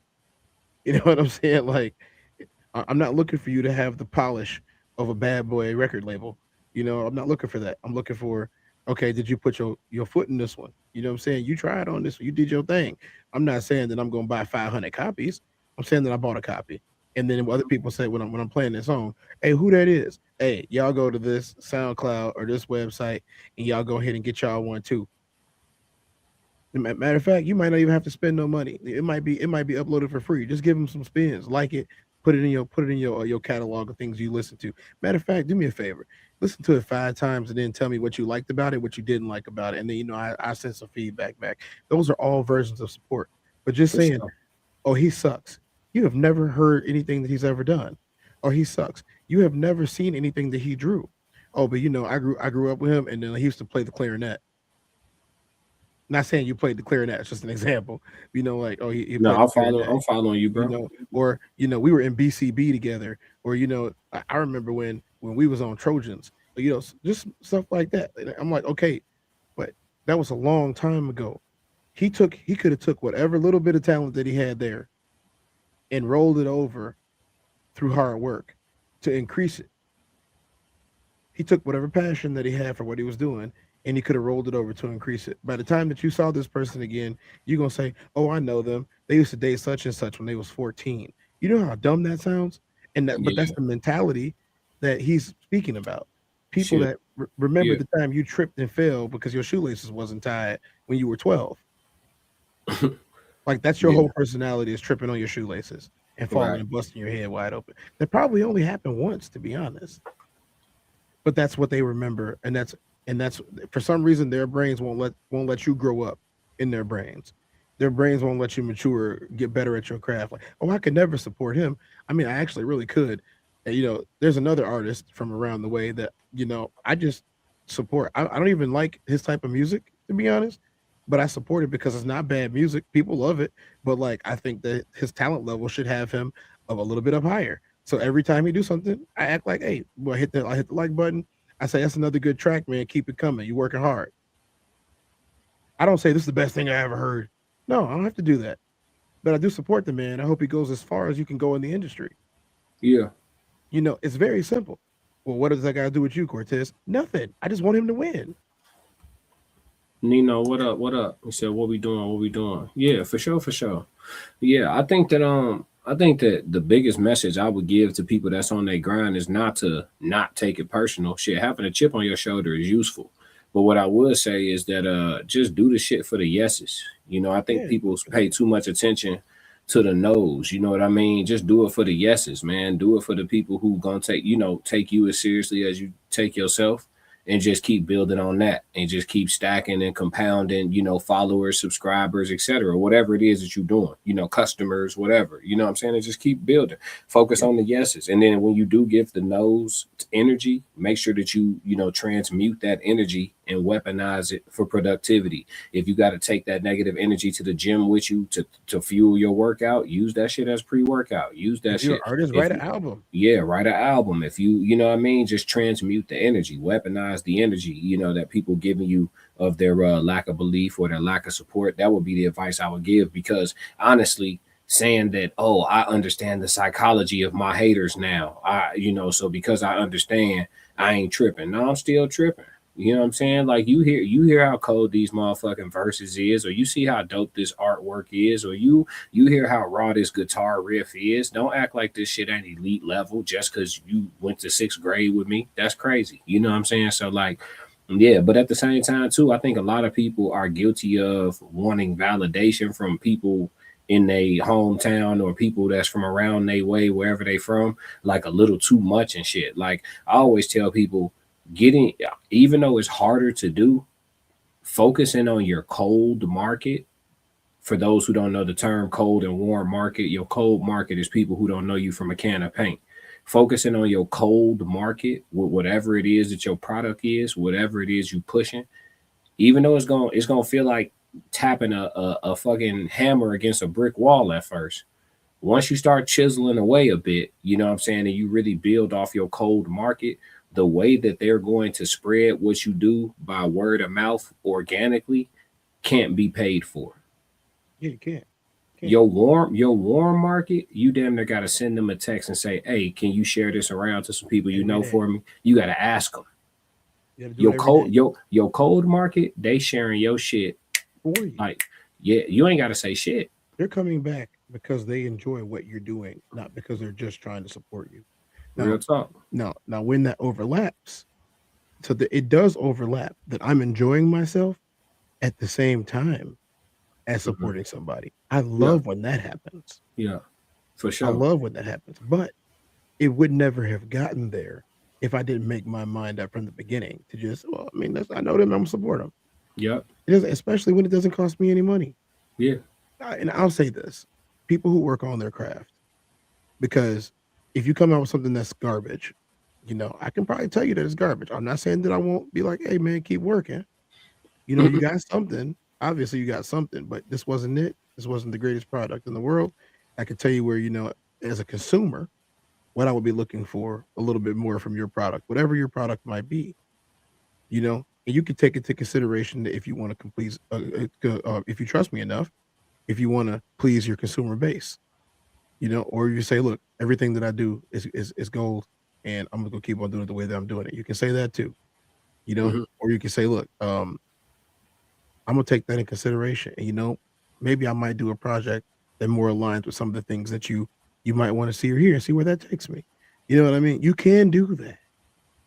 But if you're one of those people who doesn't like constructive criticism or even feedback in general, because there are plenty of people who don't like any feedback, I'm going to do what I'm going to do, regardless of what anybody says. You might grow a little bit slower in certain areas, depending on what you're trying to do. I'm not saying there's anything wrong with that, because if you're one of those people where like you want to make your art and you don't care if anybody buys it, go right ahead. Yeah. But if you do care that people buy it, which is what we're talking about, even if you do care, then that's a mistake.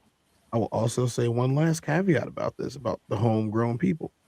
I do believe that a lot of it is conditioning to want the adulation of people who you grew up with and in the towns that you grew up with, because that's what they taught in school. They beat that into people. I gotta make a name for myself. You know what I'm saying? Like so the people that you grew up with and around, I want them to see me and say, I knew him. You hear that all the time. You do. Yeah. But whether you focus on them or not, once you achieve success, those people are going to say that anyway. So you don't have to focus on them to get you off the ground. That's what I mean. I agree with everything you just said. I'm not disagreeing with you. I agree with everything you just said. I just think people focus on the love of their warm market too much. And I think it's built off of them having some form of an expectation, right? Mm-hmm. Like, oh, you from around the way, like, okay, I can get shit going from right here because I got these people around me. These people around me don't want to see you ascend. They don't. You finna hop in the basket in front of everybody. Everybody make a big ass circle. Everybody make a big ass circle. Watch me get inside this hot air balloon and take off without y'all. They're not buying. Niggas is not lining up for that. They're not bringing jars of helium that they. So I like this example. Yeah. Everybody at home in the town got a little jar of helium, right? It says 100,000 people in the town, a decently sized town. They all know your name. They're not bringing their helium to put in your balloon so you could go up. They And said, leave- well, I only got a little bit of helium. I can't Yeah. give him half of my helium. So he can rise. So he can have a giant ball of helium. What makes him any better than me? Right. Whereas your quote unquote cold market, they bring the helium to you without you asking for it. They bring in the yeah. When's the next time that you're going on a balloon ride? Well, I wasn't Yeah. planning on it today. Well, there's 100,000 of us outside that want to see you go on a balloon sale. And we brought helium. We got helium for your ass. You could take that balloon all across this country. There's helium available for you everywhere. I like that. We just yeah. I like that analogy, bro. Yeah. We did a thing. I know you see me trying to crack the code. Like, I didn't even get to like talk to you about this really, but I had a situation that popped up last week, with somebody that I thought was pretty close to me. And this is the human experience, guys. If you didn't know, this is a special episode of the human experience that goes on the Raw Society Coalition channel.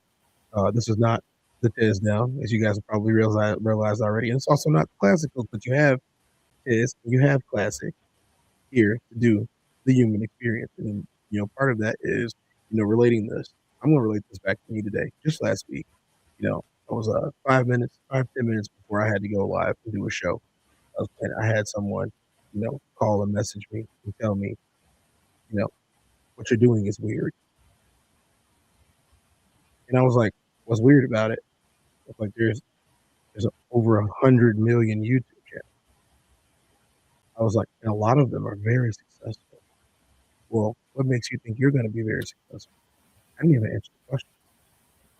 I was like, what makes you think I'm not?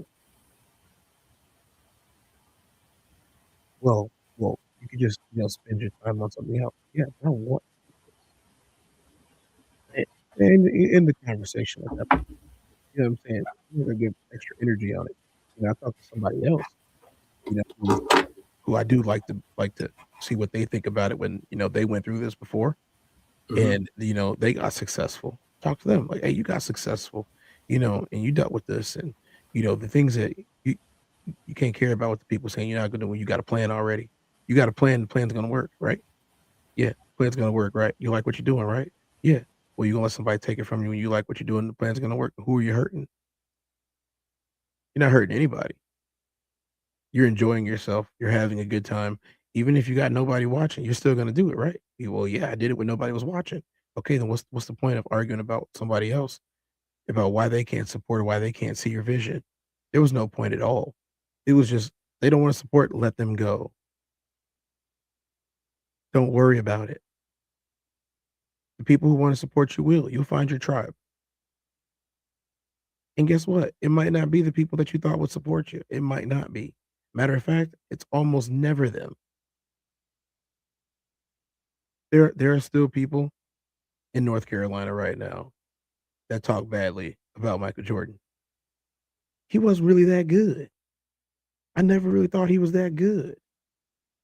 I watched all of it. I saw the championships. I still don't think he's that good. Same thing with Kobe.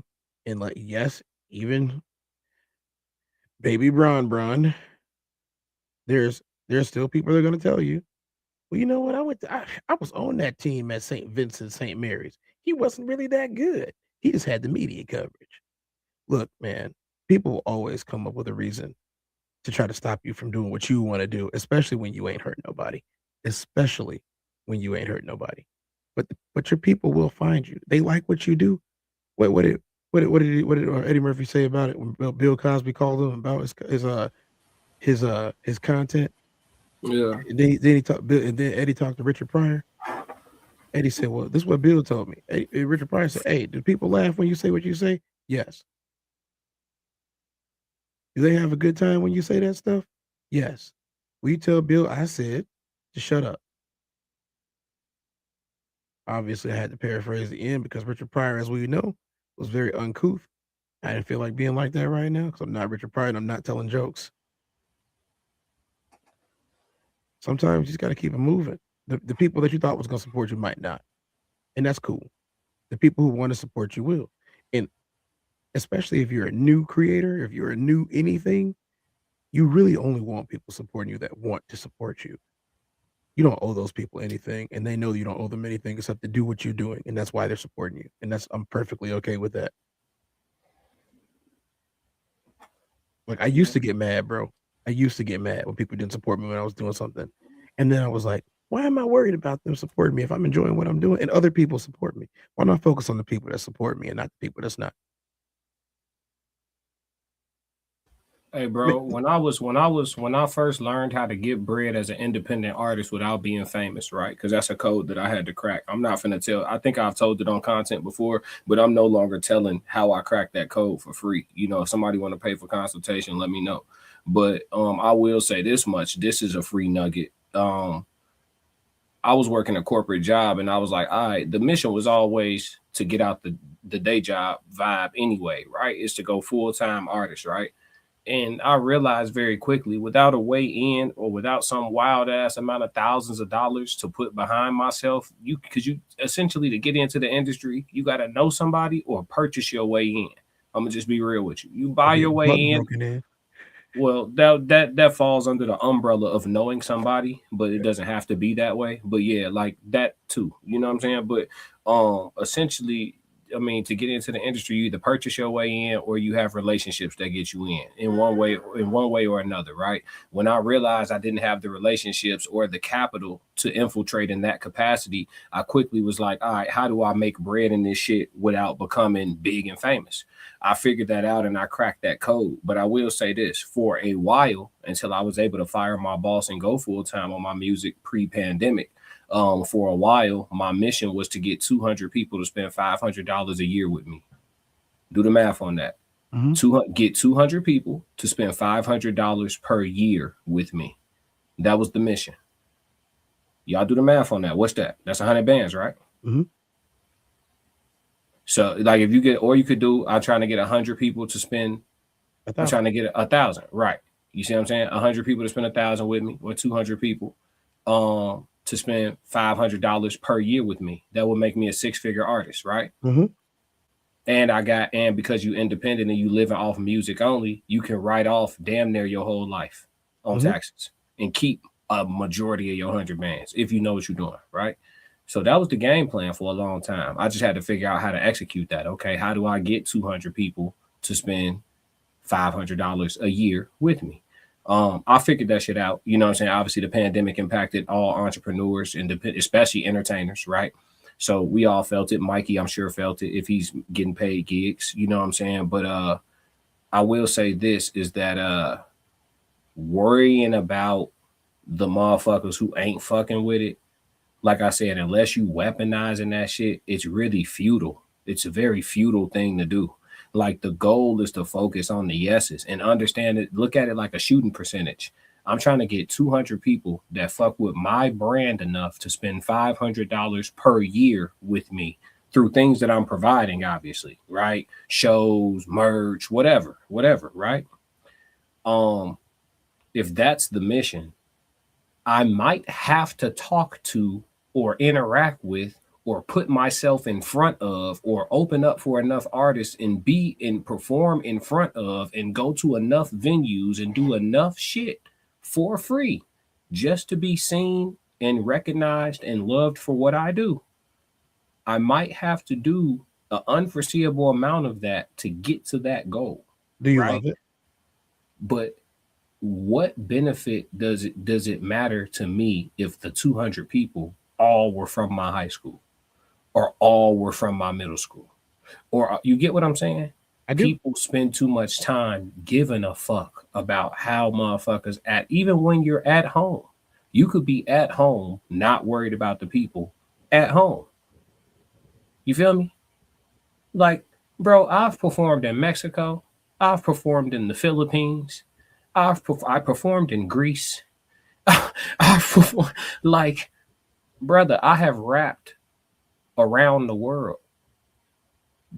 Why would I stress myself out if Joey from fucking math class ain't on the bandwagon? Exactly. It's a mind fuck. Exactly. We are no longer in high school. Number one. That's number one.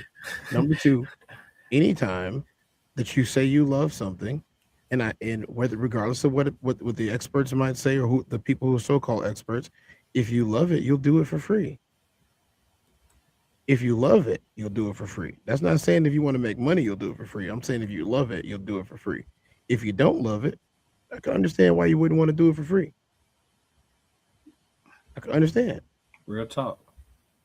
Real talk. I understood why Tom Brady took pay cuts. I totally understood. He wanted to win championships. He was already plenty rich. How much bread you need? How much bread you need? It got to be about something else. It got to be about something else at some point, right? Same with Jordan. Jordan notoriously didn't argue a bunch of contracts. Yep. He was getting so much Nike money though. But let's catch up real quick, Tez. Mikey said, why don't they want me, man? From Fresh Prince, for sure. Let's see. I said too close to the light, you get blinded. You know, people can't see the people next to them. Even if the mixtape was trash, I'm buying and sharing. LOL. I may not listen to it much, but I got a copy. Yeah, for sure. Belief is superior. Belief is superior to support, but you need support as well. Belief take you farther though, right? Because the people that believe, they gonna move even different. Then they gonna move that extra mile from the people that support. But you need both. Like you already made it. Yep, support no matter what, for sure. Mikey said, as a black man who makes metal music, I know exactly what it's like not to be supported by friends online. It's fine. It's all about the music anyway. Support is a bonus. I got a quick story about this with Mikey. I think Mikey some years ago got mad at me on Facebook because he thought I didn't know that he made music. I just legitimately didn't know, and it wasn't his fault or my fault. I think he was posting and doing everything I was doing. He wasn't in my algorithm. We followed each other, but my Facebook never spit me any of his music. So he had said something to me. This is years ago, so forgive me not knowing particulars, right? But he had said something about something, and then I responded like, "Oh, you make music?" with like a question mark. Knowing the journey of an independent artist, because I've been on it as well. He probably was sensitive about that shit. And we artists be sensitive about that shit. You know what I'm saying? Like, the fuck, you don't know I make music, nigga? I legitimately didn't know. And it wasn't his fault. Because when I went to his page and then I saw he had been posting, I'm like, I've never seen any of this. And it let you know how these social media platforms really work too. So they'll have you being mad at people from around the way. And the people from around the way not even seeing you like you think. Oh, there's a ton of people that tell me they never see me come up. But then there's a ton of people that watch you and don't hit no like button. So it go both ways. But the key is to focus on the yeses. You know what I'm saying? But yeah, funny story. Because I could feel like I forget what his response was exactly, but I could feel like that he took it some type of way. And I was just like, shit, I ain't mean shit back. He probably don't even remember. It probably insignificant now. But yeah, he said moving the chat up. Cortez is just gassing you. He said adjust your mic. Yeah, I had said that too. Better. Yeah, your mic was muffled for a second. Yeah. The nerd will find you. ESG said what they say on the field of dreams. If you build it, they will come. Facts. She chosen said this a lot of code for sure. Appreciate y'all pulling up. Everybody hit the like button too. But yeah, man. So yeah, it's a lot to this one. But yeah, I think the psychological breakdown was pretty dope. To understand that there are a lot of people who don't support from not necessarily a malicious place, but just from a psychology understanding, just it's more so about them and not you.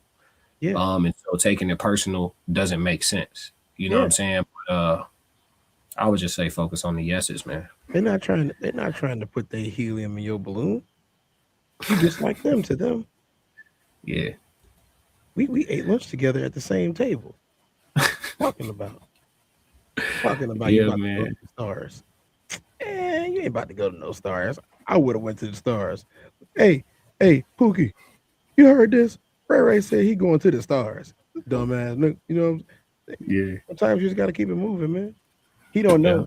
He don't know you've been to space camp already. He don't know that you're in a program to become a physicist.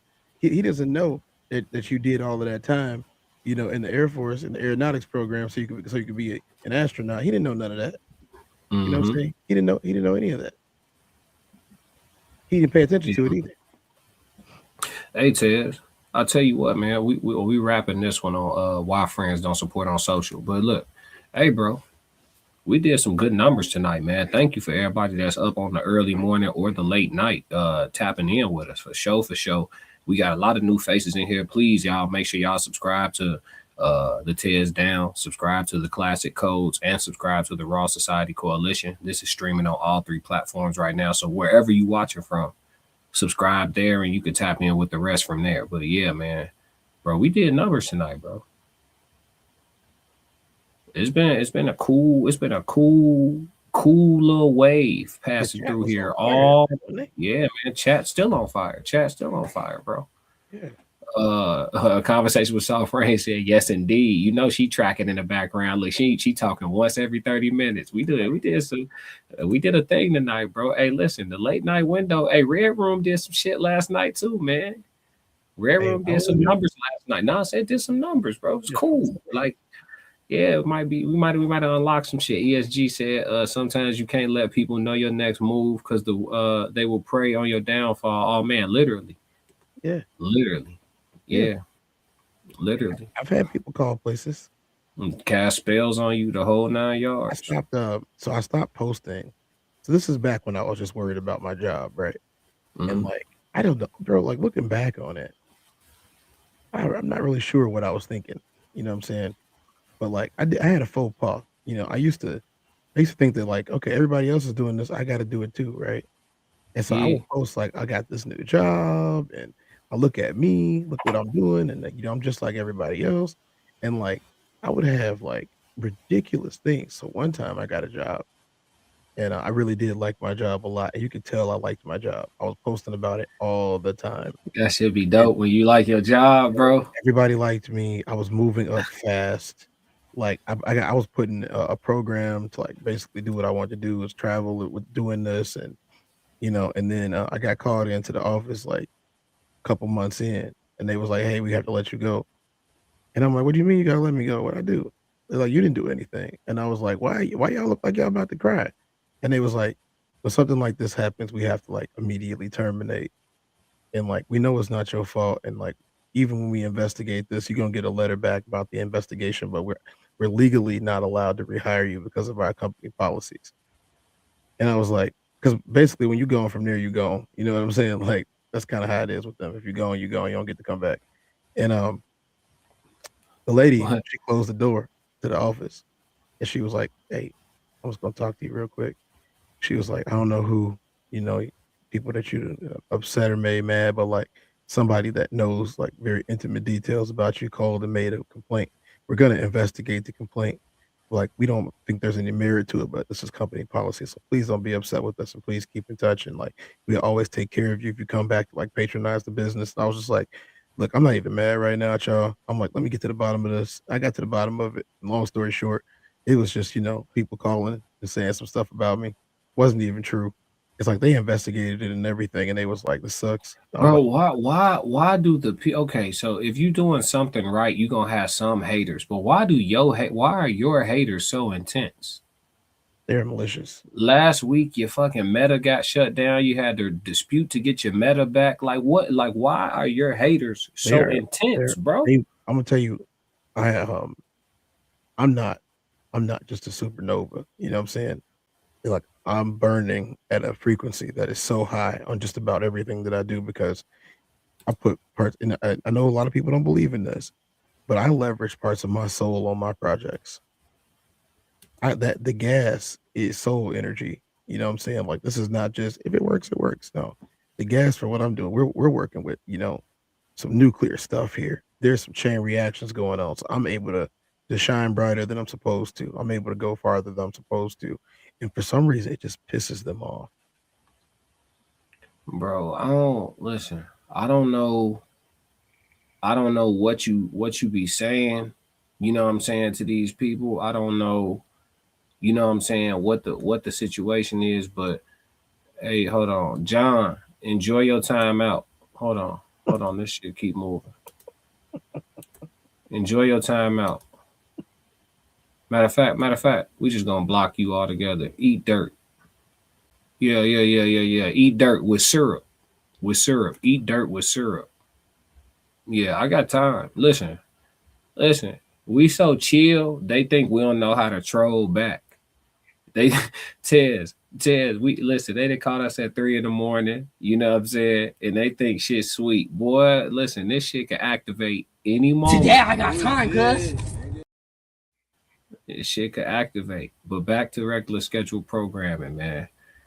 Hey, Roxy gave us a compliment. We not gonna let that slide. I appreciate all of those. She said, y'all got that real talk. It's too good to miss, for real, for real. We appreciate you, Roxy, for sure, for sure.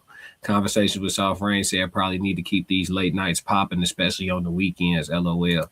Yeah. Hey, did you catch Red Room? You was in the Red Room, but you kind of wasn't like what hey, the Red. I liked the Red Room the other night. 10 minutes in. Yeah, I liked the Red Room yesterday, man. It was dope. Before it went off, but I was in there. Yeah, shit was dope, Yeah, man. I was in there. It's because I had work early this morning, so it was definitely real good last night. Adriana said, "Work it." She said, "Why he say syrup like that? For real, for real. Syrup. What you mean? How you supposed to say it? Syrup. How you supposed to say it? wait. Time. How you supposed to say it? Syrup. Ain't that how you say it? Syrup. Ain't that how? What y'all say? Syrup. How y'all say it? Hold on. Adriana, how you supposed to say syrup? Syrup. Scissor. Hey. Scissor. She said I fell asleep. LOL. I rewatched and commented. Sear up. Sear up. Sear up. Syrup. Syrup. Hey, we from the crib. That's syrup, folks. Syrup. Pass the syrup. Oh no.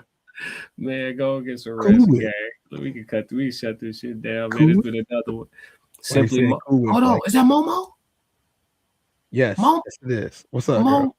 Momo, you back on the scene? What's happening? Where's she been hiding at? Nah, Momo called me the other week at a bad time. I didn't get to call her back though. Well, you know, my schedule been crazy for like the last month. Momo, don't take it personal. You know I'm finna hit you back. She said, yes. Hey, what you doing? Hey, you woke at this. Hey, look, hold on. I'm gonna just drop the link. I know she probably not available, but I got to give it a shot, bro. I got to. Yeah, let her in here. Nah, I can't drop this link. I gotta email it. Yeah. Yeah, I can't because this reusable. Send it to her on Facebook Messenger. Instagram. Yeah, Instagram. Yeah, she probably not even free, but I'm gonna just send it anyway. I'm surprised she's awake. Oh God. Yeah, I can't drop this one in the chat. I'm glad I thought about it though. Yeah, you can't drop that one in there. She says she got you another time. Oh, she not free. Okay, cool. I ain't gonna go through the rigmarole. It is 3 a.m. though. We was reaching. Look, I got excited. She said, I got you another time for sure. Okay, that's a bet. We need you on the next Queen Code. Come on the Queen Code. Yeah, we both said yeah, we need that. We need that. He would be excellent on there. Oh yeah, for sure. She got that passion. That passion. Hey, but you can't have her and Trigger on the same show. It's up there. If you put them on the same show, we going viral. Yeah, that'll be viral. We are going viral. That would be viral. It would. It's over. We out of here. Hey, shout out to her though. She is a shining example of somebody that has seen somebody at every stage of their life and supported them anyway. Roxy said you ain't, huh? She said you ain't saying it wrong. That's how they say it. Right? Yeah, that's how I say it. Yeah, sir. Yeah. She said I'm down for all the smoke with love. Of course you are. Let's do the Queen Code Thursday. Yeah, we can do it. I was already putting it together. You just read my mind. I missed 2 months. I missed 2 months. We had the holidays. That's you know what I'm saying? Funny. So we missed 2 months by Put default. Them both on there. Put them both on there. It's gonna be great. I'm gonna be in the comment section, obviously. Man, next Queen Code gonna be epic. I might have 8 women on there. I'm just throw the topics out and let them walk. I think it's funny. The Queen Code is always funny when you just sitting there and they talking. Yeah, I just be letting them talk until they say some shit that's just too wild. Then I'd be like, hold on, man. Look, because at the end of the day, I see the fellas in the chat like, Classic, if you don't say something, bro, like it's gonna be like, Class, come on, G. Like you be like, Classic, I know you're not gonna. I know you read my comments. I sent you a text at one time. Read my comments. I was like, I sent you a text. Yeah, read my. Come on, man. You can't do me like that. It's the queen codes is to let the women talk, man. It is to let the women talk, brother. You that's why we can't bring you up. Somebody one time somebody said, let Tez up. I said, oh no. Nope. He about to poke holes in that ship. He riding on his pirate ship. He riding down. He's not even riding down the ocean. He riding down the river. His pirate. Natural born crash dummy, and he go crash out.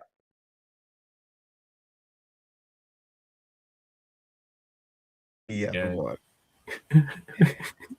Tell him straight up. Blow that out the water. Yeah, man, we can't. Up here tonight. He ain't coming up here tonight. Nah, hell no. I know better, bro. I know better. Somebody said let Mr. McBride up. I said nope, because I want y'all to come back. I want y'all. No, see, he'll make them not like you.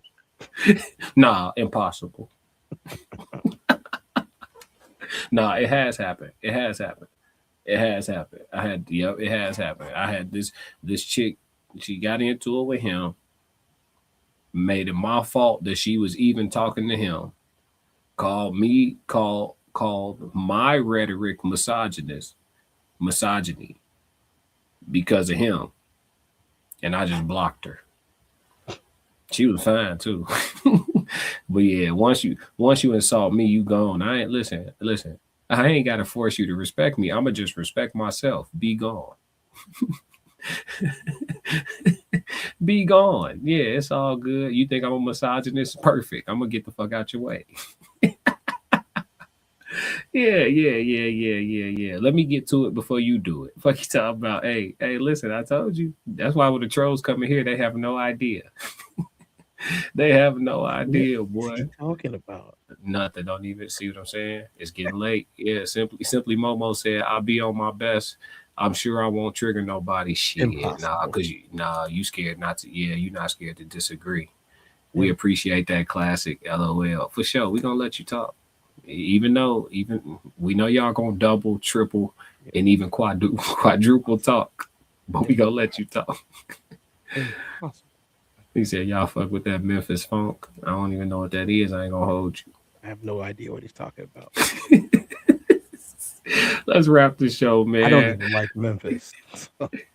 Make sure y'all tap in with us on February 13th, man. We got a live podcast panel in Darien, the west suburbs of Chicago, Darien, Illinois. Make sure y'all fly in February 13th, day before Valentine's. That's a Friday. Get y'all tickets. They on sale on Eventbrite. The ticket link is at Raw Society Coalition Instagram, or you can go to my Instagram at the Classic Codes, or you can go to the Tez Down, or Soul Reaper 24 on Instagram for the Tez Down, and the ticket link is in all those locations, so you can get your tickets for the show, man. Come pull up on us. Check this out. They don't like it when you got that glow. And one thing they hate worse than you having that glow is when you know you got that glow. They don't like that. They don't like that at all. So give them a reason to keep hating on it. You know what I'm talking about?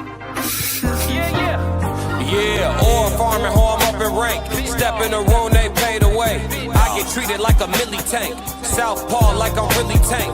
I do things that they really can't.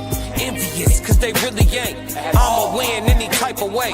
That's a parlay you could take to the bank. That's a parlay you could take to the bank. Know some people I love, put some smut on my name.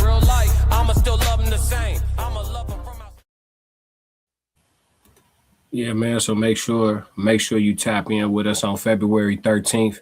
Pull up to the Singles and Soulmates Valentine's Day panel, and we got a full concert afterwards by myself, B Class. Y'all know me as Classic with the Classic Codes. It's gonna be an epic night. Tickets are at a discounted rate for a little while longer. Don't wait too long. Make sure you grab your tickets. It's gonna be an intentionally intimate event, so you ain't got to worry about rubbing shoulders or being in a sweat box. It's going to be a comfortable venue, food and beverages, available for you. Great bar staff, great everything. You know what I'm saying? Safe environment, free parking, the whole demonstration, man. So pull up, because it's definitely going to be one of them events where like you in there, you having a good time, and you just remember this day. Remember this day. You know what I'm saying? It's gonna be one of those for sure. So make sure y'all pull up, man. But Tez, you got any closing thoughts before we wrap the show? You guys can find any information about the RSC in any of my recent videos in the description area. That's merchandise. That is the next event. and that is the socials. That is all in there. As always, you can find me Soul Reaper 24 on all the platforms, all the ones that you should be finding me on anyway. And thank y'all for coming out tonight. Thanks for sticking with us. It's been 2 hours. For sure. Morning, Billy Kershaw. You know Billy? I know Billy's Billy from the UK. Oh, okay. What up, Billy? Morning with you. Billy, I met Billy on the Ben podcast quite some time ago. Love when they show up on these shows and these episodes. It's always man, fantastic. come on now. We be having you already know. We done had Australia in the chat. We done had Dubai in the chat. We done had you already know. Come on now. Yeah, this shit don't stop. Simply Momo said, just wanted to send some love. Send me the link, class. Much love always. Oh, for sure. I'm gonna send it to you. I got you. Flip said February 13th sounds like it would be forever fun. Oh, for sure. You got to pull up. Got to pull up. What up, Flip? But yeah, man, it's been a good one, man. If y'all don't do nothing else, make sure y'all stick to the codes. It's the human experienced. We out. Classic codes, I ain't taking it slow. Forgive me, Lord, I woke up in that mode. Weathered the winters when left in the cold. Hardened my heart and that heart.